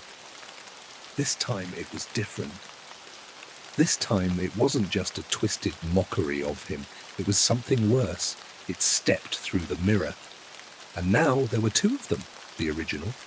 The one that had started all of this and the other, the one that had pulled him in, that had taken his place, the one that was now inside the mirror.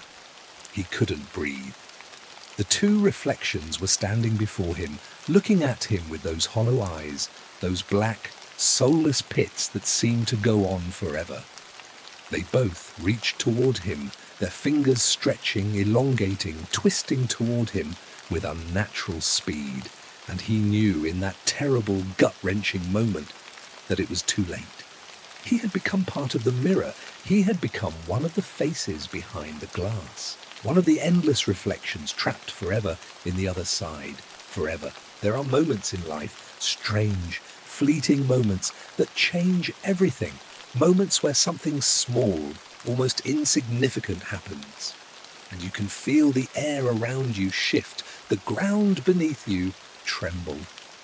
It's the kind of moment that stays with you long after everything else fades. Maybe it's a phone call, a knock on the door, a glance at a face you'll never forget. But for Daniel Fisher, it wasn't any of those things. It was the sound of his own voice. It started on an ordinary Wednesday. He had been sitting in his cramped apartment, the kind of place where the walls are too thin and the neighbours too loud.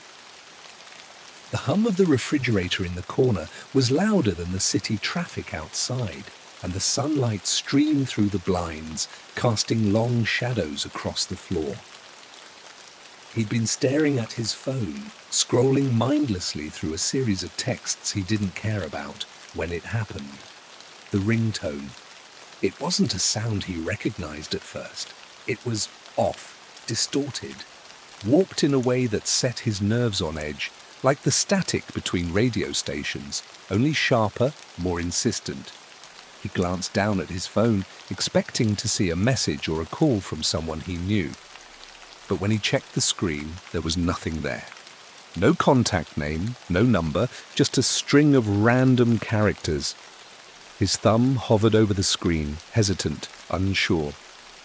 The ringtone continued to pulse, that sickly, unnatural sound filling the otherwise silent apartment. A sudden surge of unease settled in his stomach. He'd never heard anything like it. The distortion grew louder for a second, as if fighting its way out of the phone, and then, "You're next?" The voice came through the speaker, clear, unmistakable. It was his own voice. Daniel froze. His hand, still gripping the phone, went rigid as the words echoed in his head. He glanced at the screen again, but the random characters remained. There was no caller ID, no message, nothing that explained it. A cold chill washed over him, prickling the back of his neck. He had to be imagining it, right? He looked around the room, expecting to see something, anything that might explain this strange occurrence. His eyes fell on the clock on the wall, 10:45 a.m., just the mundane ticking of time, no immediate danger, nothing to panic over. And yet, there was that feeling, that unmistakable sensation that something was off. Something was wrong. He quickly tapped the screen to silence the ringtone, the distorted voice cutting off with a final, ominous echo. He let out a shaky breath and set the phone down on the coffee table, trying to shake off the unease that clung to him like a fog. But it lingered. He couldn't shake the thought that something terrible was coming. It wasn't just the message, not really. It was the voice, the way it sounded so real, so familiar. Daniel tried to push the thought out of his mind. It was just some random glitch, probably some weird ringtone he had accidentally downloaded when he wasn't paying attention. Nothing more. But as the minutes passed, he found himself watching the phone like it was a ticking bomb. And when it rang again, 5 minutes later, he felt his heart skip in his chest. He didn't need to check the screen this time. He already knew what it was. It was the same distorted, warped tone, but this time the message was different. "It's time!" His own voice again, just as clear, just as jarring. Daniel's pulse quickened. He picked up the phone, his hands trembling. It felt too alive now, too real. He stared at the screen, willing it to make sense, to show him something, anything that could explain what was happening. But it didn't. Nothing. The screen remained blank, except for the random jumble of characters, no number, no name. His stomach churned, nausea creeping up on him. He had to be going crazy. He had to be. But the voice, his voice, how could it sound like that? And then, just as quickly as it had started, the ringtone stopped. The phone sat there in his palm, vibrating slightly in the eerie stillness of the room. Daniel swallowed hard, his mouth dry. His mind raced, chasing after 1,000 possibilities, but none of them made sense. Maybe it was a prank, some kind of elaborate joke. Maybe someone was messing with him. It had to be that. It had to be. But the voice felt too real, too personal. He couldn't shake the dread that had settled deep in his chest. For the rest of the day, the phone remained silent. No more calls. No more strange ringtones. The quiet, oppressive stillness wrapped around him, making him uneasy in a way that he couldn't shake. That evening, Daniel's friend, Greg, came over to visit. Greg was one of those friends you didn't really ask to hang out with, but he'd show up anyway, like an old, comfortable chair that was slightly worn but still reliable. He was the kind of guy who took life in stride, always joking around, never taking anything too seriously. "So, what's up?" Greg asked, kicking off his shoes as he sat on the couch. "You look like you've seen a ghost or something." Daniel chuckled nervously, trying to act normal. "I'm fine. Just a weird thing happened with my phone earlier. Got this weird ringtone." Greg raised an eyebrow. "Weird? How?" "I don't know, man. It was like my own voice, but all distorted.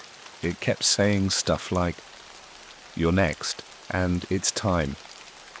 Daniel's voice faltered a little as he spoke, and Greg's amused expression began to slip.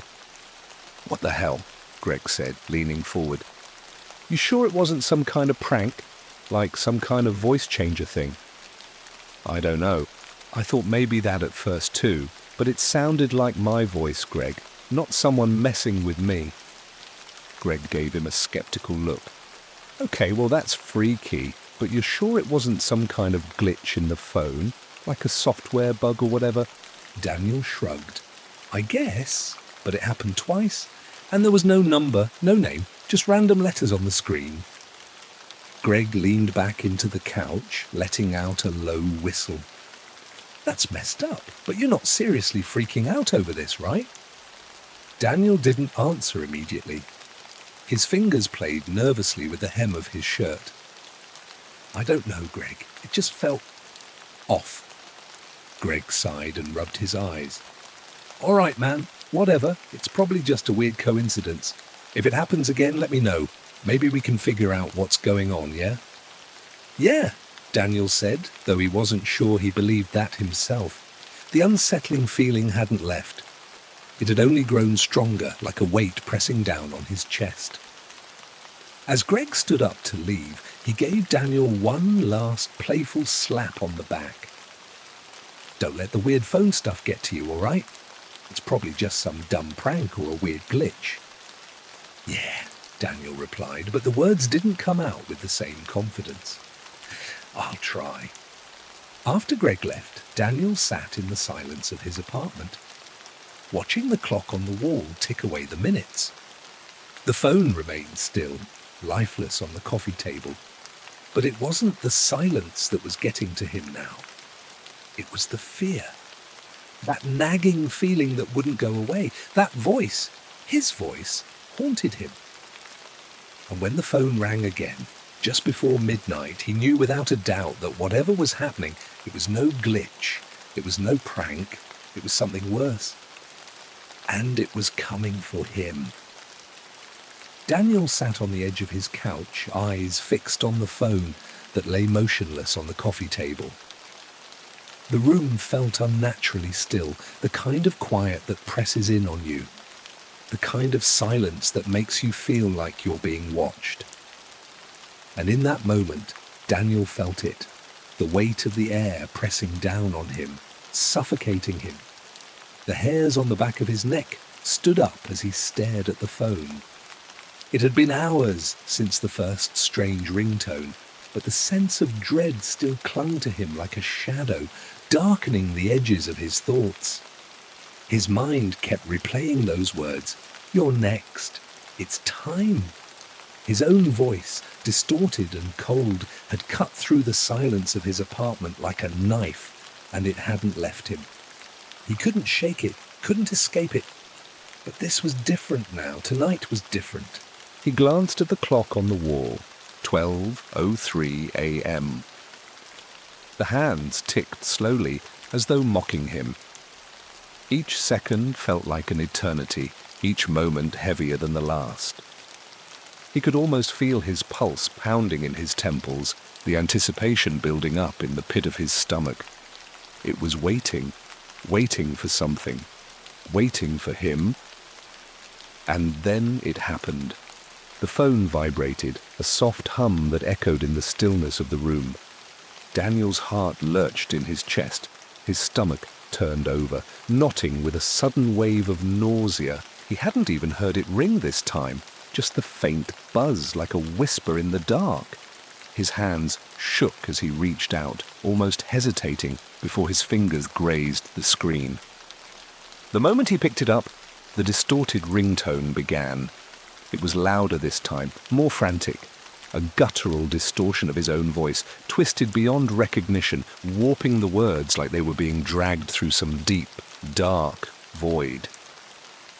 "It's too late," the voice rasped, each syllable slithering through the air like a snake, cold and venomous. Daniel's grip tightened around the phone. His breathing became shallow, his chest tight. The words cut into him. They were his words, his own voice, but they weren't his. They felt wrong, unnatural, and for a fleeting moment a terrible thought passed through his mind. What if it's already too late? The phone continued to hum in his hand, vibrating slightly, as the voice on the other end rasped again. "You're too far gone. There's no escaping it now." His heart raced as he desperately searched the screen. The usual number and contact list had been replaced by a mess of strange, unreadable characters. The numbers blinked at him, taunting him, as though the phone itself was mocking him. Then, just as suddenly as it had begun, the ringtone stopped. The room fell silent again. Daniel's body went rigid as the silence settled in, thick and suffocating. He sat frozen for a moment, trying to gather his thoughts, but they scattered in all directions like paper caught in the wind. The voice had left him feeling like something had been ripped from the inside out. He set the phone down quickly, unable to look at it any longer. The cold fear still gripped his chest.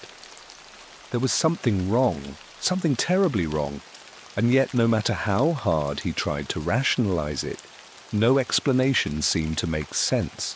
His own voice, his own words. How was that possible? Minutes passed, then hours as the night dragged on. He tried to distract himself, watching a rerun of some crime drama on TV, but his mind was elsewhere. Every time he closed his eyes, he saw the distorted figures of the words his own voice had whispered to him. The phrases looped in his head, gnawing at him like a vicious little animal. He couldn't escape it. And then, at 2:17 a.m., the phone rang again. This time, he didn't hesitate. He couldn't. The ringtone wasn't a surprise anymore. It had become a part of the night, a part of his own personal horror. But this time, the dread was deeper, more suffocating. He felt like he was being drawn into something, like his own reflection was pulling him in. He stared at the screen again. No contact name, no phone number, just that mess of nonsensical characters just like before. His hand trembled as he pressed the answer button, and the distorted ringtone began, louder this time, almost deafening. "Don't fight it," his voice crackled from the speaker. "You're already dead." Daniel jerked back as the words sliced through the air, cold and final. His breath caught in his throat, and his pulse surged like a tide. His fingers trembled violently, the phone slipping from his hand, landing with a soft thud on the floor. He backed away, standing up quickly as if he could escape the sound somehow. The room felt too small. The walls seemed to close in on him. He had to get out.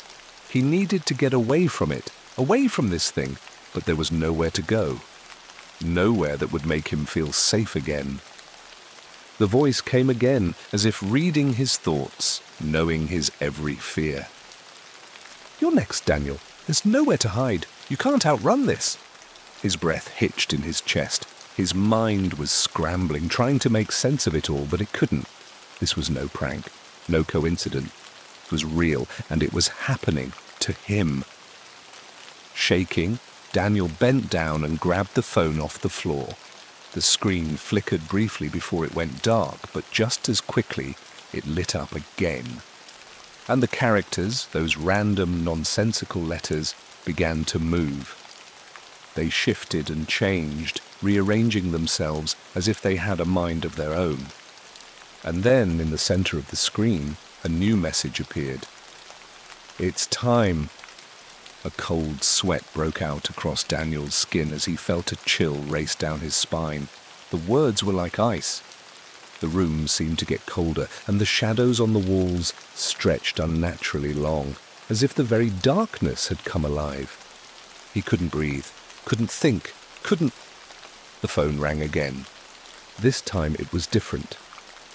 Instead of his distorted voice, a new sound filled the air. It was faint at first, just a whisper, but then it grew louder, louder still. It sounded like scratching. A desperate, frantic scratching, like nails dragging against glass, scratching and scraping in a rhythm that made Daniel's skin crawl. He held the phone to his ear, his heart hammering, his breath coming in ragged gasps. And then through the phone, as clear as if someone was standing right in front of him, came a voice that wasn't his. It was a deep, guttural voice, dark and hollow, and it spoke with an unnatural calm. "I've been waiting for you, Daniel." Daniel's blood ran cold. The voice wasn't just any voice. It wasn't even human. It was something else. And it was waiting for him. Daniel sat frozen. His hand still clutched around the phone like it was a lifeline, though he knew deep down it was the very thing pulling him toward the abyss. The voice, the deep, guttural voice that had filled his ear moments before, was still echoing in his mind, reverberating off the walls of his skull. "I've been waiting for you, Daniel." It wasn't the voice of a prankster, no, it wasn't even human. It was something else. Something older, something darker. The room around him felt smaller, closing in, suffocating him. The shadows stretched across the walls like fingers, reaching, curling in the corners of his vision. He looked at the clock. It was just after 3 a.m., and though the night was quiet, Daniel could feel the pulse of the world outside, throbbing with a menacing rhythm. He had to leave, but he didn't. Something anchored him to the apartment, something more than the overwhelming fear clawing at his chest. The phone buzzed again, and his blood ran cold. He hadn't been expecting it, hadn't been ready for the relentless ringing to start again. But here it was, like an omen, louder this time, more insistent. It cut through the silence like a blade, sharp and unforgiving. Daniel picked it up, his fingers slick with sweat, his pulse thumping in his ears. The screen lit up, and once again those strange, impossible characters danced across the surface. This time he noticed something new. The letters weren't just random anymore. They were forming patterns, shapes, twisting and turning, like something trying to spell out a message. He didn't wait for the ringtone to play. He pressed the screen, cutting off the call with a trembling swipe. The room was too quiet now. His heart hammered in his chest, and he felt the weight of the air, heavy and thick, pressing in on him. It was suffocating. The fear was crawling under his skin, burrowing into his veins. He couldn't shake it. The scratching, that awful, scraping sound from the phone, it hadn't stopped. It was still there, scraping against the edges of his mind. The silence was a lie. The phone wasn't just making noise, it was speaking to him. The sudden vibration of the phone in his hand nearly made him drop it. His eyes widened as the screen lit up once again. His pulse quickened, and for a split second he considered not answering.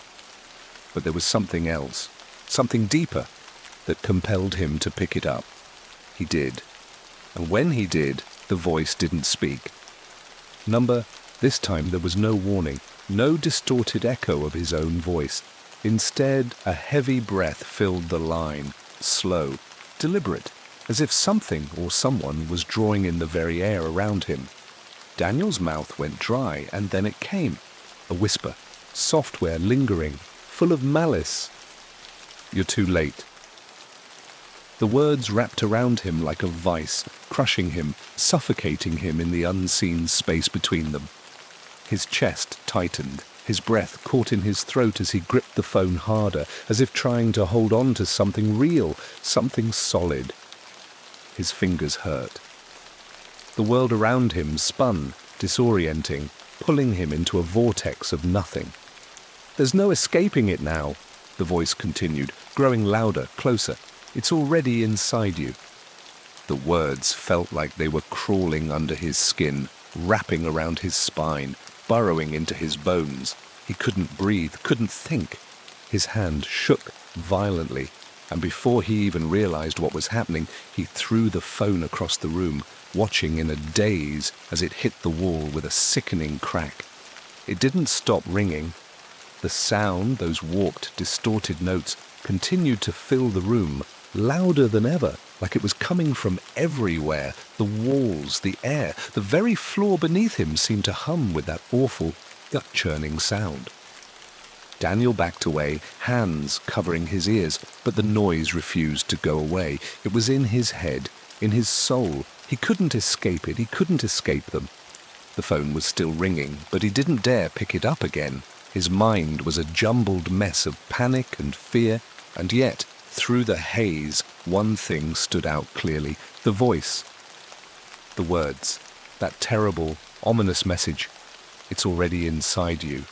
Daniel's breath was coming in ragged gasps now, his heart pounding like it was going to tear itself out of his chest.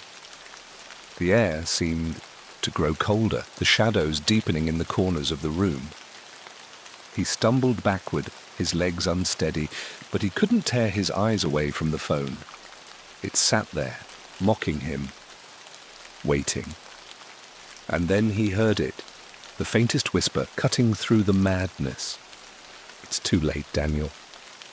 The voice wasn't coming from the phone anymore. It was coming from everywhere, from inside him, from beneath his skin. His mind reeled. He couldn't think. He had to get out of here, had to run. He bolted for the door, his hand trembling as it reached for the knob. But as his fingers brushed against the cold metal, he froze. The door was locked. It wasn't locked before. The realization hit him like a punch to the gut. He was trapped in his own apartment, with no way out, no way to escape whatever was happening, whatever was inside him, whatever was coming for him. The phone continued to ring, its screeching tone cutting through the walls of his mind, dragging him deeper into a nightmare he couldn't wake from. His eyes darted to the phone again, and that's when he saw it, something he hadn't noticed before. On the screen, The strange characters were gone. The mess of jumbled letters had cleared, leaving only one word. Now his stomach twisted in knots. A surge of adrenaline shot through his veins, and before he could stop himself, he was running. His feet pounded against the floor as he tore through the apartment, his mind racing, trying to figure out what to do, where to go. But no matter how fast he moved, it felt like the walls were closing in on him, like he was being pulled towards something. It wasn't until he reached the window that he realized he wasn't alone anymore. The room behind him was dark. The air was thick with something else now. Something other. A presence. Daniel turned slowly, his heart in his throat. His breath came in shallow, panicked gasps, and there, standing in the corner of the room, was a figure, tall, shadowed, unmoving. The scratching sound was louder now. It was coming from the figure. It was dragging its nails across the floor, scraping and clicking in the silence of the room. The figure stepped forward, and Daniel saw its face. It was his own, but not his own. The reflection, no, the thing that stood before him, was grinning. Its eyes hollow, black, soulless. Its mouth stretched wide, far too wide, and its voice, his voice, filled the room. "It's time, Daniel." Daniel's blood turned to ice as the figure in the corner stepped forward. It was no reflection, no trick of the light. This thing, this shadow that looked like him but wasn't him, was real. And it was grinning, that awful, too wide grin that stretched far beyond the capacity of a human face. The eyes, black and empty, locked onto him with an intensity that made his stomach lurch, like they were reaching inside of him, pulling something out, something he couldn't stop, something that didn't belong to him anymore. "It's time, Daniel." The words slipped through the air like a death sentence. They didn't just echo, they sank into him, curling around his ribs, constricting his chest. He gasped for air, his breath coming in sharp, jagged pulls. His knees buckled beneath him, and he barely managed to stay upright. The room felt like it was spinning, warping around him, the walls bending inward like they were closing in on a trapped animal. He tried to back away, but the thing in front of him, his reflection, his doppelganger, took a step forward. One step, and then another. With every movement, the darkness in the room grew deeper. The shadows stretched further, curling around him like tendrils, as if the very air itself was alive and suffocating him. His head pounded with a terrible pressure, like his skull was about to crack open. His body was trembling, no longer in his control, no longer his own. It spoke again, and Daniel's heart nearly stopped. "You can't escape it, you never could." The voice was his, but it wasn't. It was something twisted, something vile, echoing back at him from the abyss. The thing in front of him moved slowly, methodically, like it was savoring every moment, every step it took toward him. "What are you?" Daniel croaked, his voice barely a whisper, his throat dry as dust. His eyes locked onto the creature's grinning face, his own face, that face, unrecognizable. The skin was too pale, too stretched, and the eyes, those deep, black pits, seemed to burn with an unnatural fire. The thing's grin widened. "You know what I am, Daniel." It moved closer, closer. The air grew colder with every inch it took toward him, until Daniel could feel the chill cut straight through to his bones. "I'm what's been waiting for you. What's been inside you, always." Daniel's pulse was hammering in his throat, his chest aching with the intensity of his fear. His legs felt like lead, like they couldn't hold him up anymore, like they'd betray him at any moment. He didn't want to look away, but he couldn't help it. He had to look away, even if it meant losing his sanity. But the thing's eyes never left his. It stepped forward slowly, its footsteps making no sound on the floor. And as it moved, Daniel felt it, not just in the air, but in his chest, in his very soul. It was pulling something from him, draining him like a parasite, feeding off his fear, his dread. The closer it got, the more the phone's ringing in the other room rattled in his mind, its distorted tones reverberating inside his skull like 1,000 voices screaming. Daniel's breath came faster, more erratic. He couldn't breathe, he couldn't think. The room was spinning, and the thing in front of him, the reflection, the shadow of him, was too close now. Too close. The creature, his own face twisted into that grotesque mockery, grinned wider. "It's not your phone, Daniel. It's not just a prank or some glitch. It's been waiting for you all along, for the moment when you finally heard it." Daniel's eyes darted around, desperate, searching for anything to give him an out, anything that could save him. He backed up, but the creature followed, closing in with every step. The world around him blurred. He had to get away. He had to run. He bolted for the door. His hand gripped the doorknob, shaking violently, but the door wouldn't open. It was locked. Locked. "Please, no!" Daniel gasped, his voice cracking. "Let me out! Let me go!" The creature's grin faltered for a fraction of a second, like it was amused by his desperation. "You don't get to leave, Daniel." It was standing right behind him now, so close that Daniel could feel the chill seeping through his shirt, crawling up his spine. "There's nowhere to go. It's already too late." The scratching sound, the same horrible scraping from the phone, that sound that had haunted him from the beginning, filled the room. It was louder now, closer. It wasn't just in his head anymore. It was real. It was in the walls, in the air, in the very fabric of the apartment. It was coming from inside him. He reached for the door again, but there was no use. The cold metal burned his fingers. The thing was right behind him. He could feel its breath on his neck. No, not breath. It wasn't alive. It couldn't be. "I've been inside you all this time," the thing whispered, its voice soft, insidious like the hiss of a snake. "You've been hearing it every day, every time your phone rings. It's always been waiting for you. And now you're mine." Daniel's knees gave out beneath him. He collapsed to the floor, his head spinning. His chest felt like it was going to explode. The world was closing in. The phone, that cursed phone, continued to ring in the distance, its distorted tones warping the air around him like it was calling to him, pulling him toward the edge. "You're next," the creature hissed, its voice now echoing through the very walls, through his skull. "It's your turn. You'll be the next one to join me." The floor beneath him seemed to pulse, the darkness in the corners of the room stretching, growing, like it was alive, like it was devouring him. The walls warped around him, bending and shifting like they were made of flesh. Daniel screamed. No, he howled. But the sound was swallowed up by the darkness like it never even existed.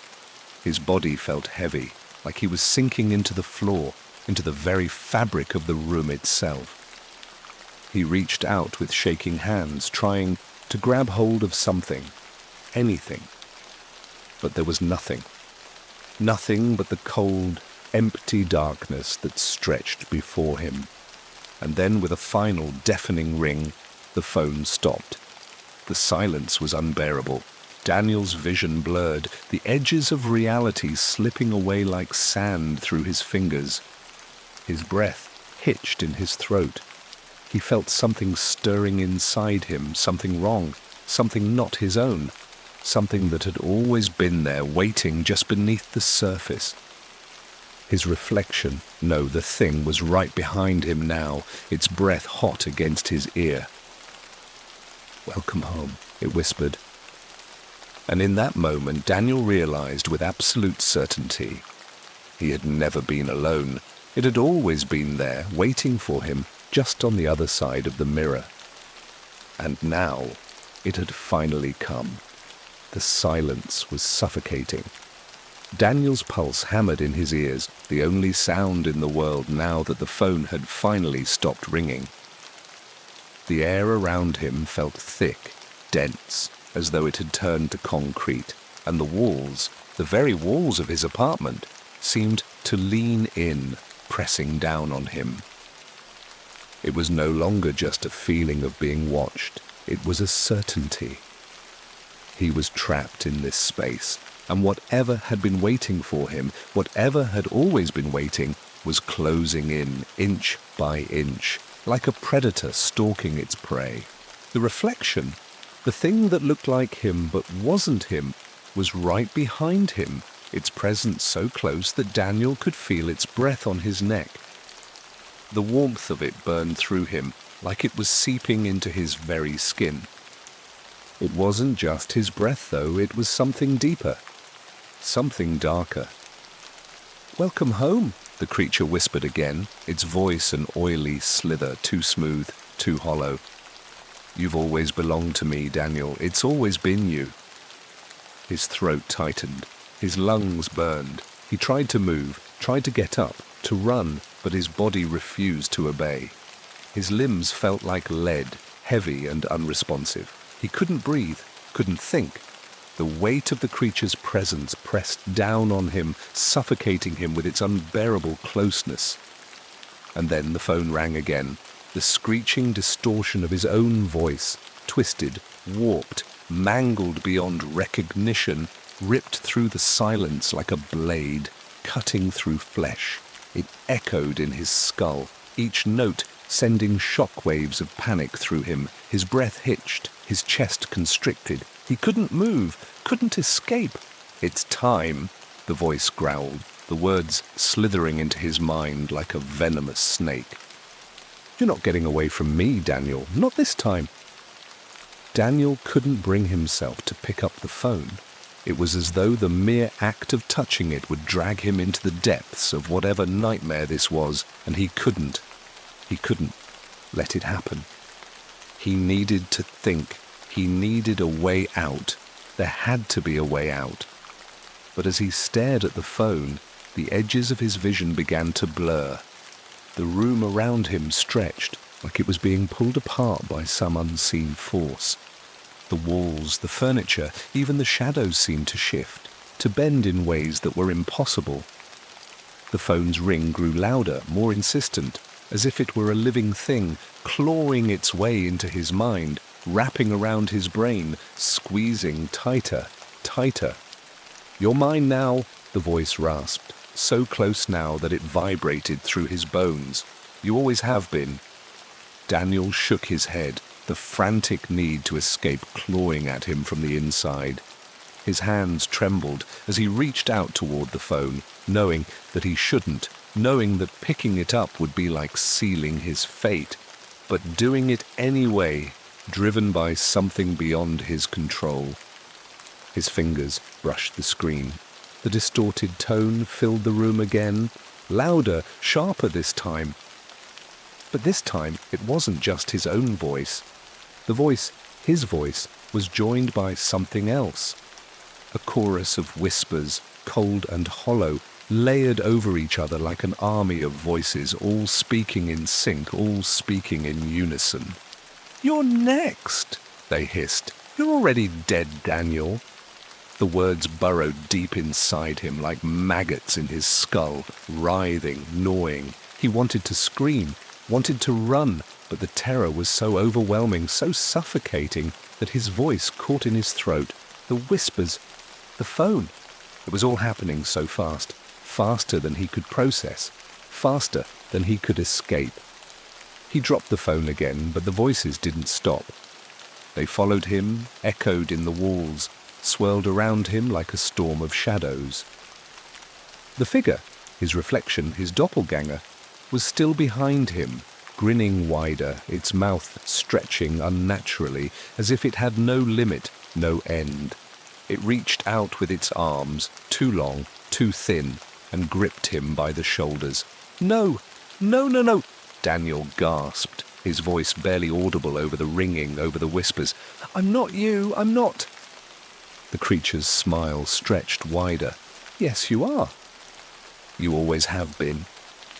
It yanked him back, pulling him toward the center of the room, forcing him to his knees. You've been hearing it all this time. That ringtone, it was never a warning. It was a calling. Daniel's chest heaved. His vision was spinning, the edges of the world distorting like a funhouse mirror. The phone, his phone, was still ringing, louder now, deafening.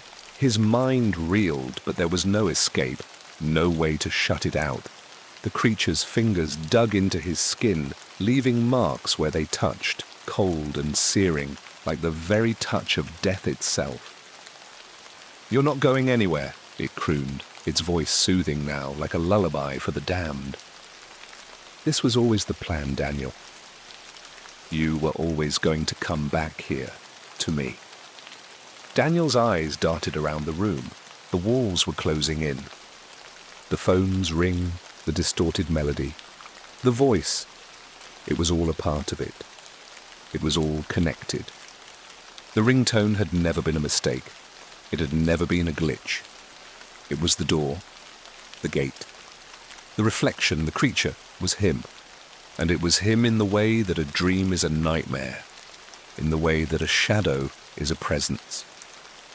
It wasn't just a thing trying to replace him. It had always been a part of him, a twisted echo of his own soul. And the phone? The phone had been the bridge, the key. His reflection leaned forward, its breath cold against his cheek. "You'll never be free," it whispered, its voice a purring hiss. "You're part of me now." Daniel's mind fractured under the weight of the words. He understood, too late, what had been happening all along. The phone, the distorted voice, the ring. It wasn't some coincidence, some cruel trick.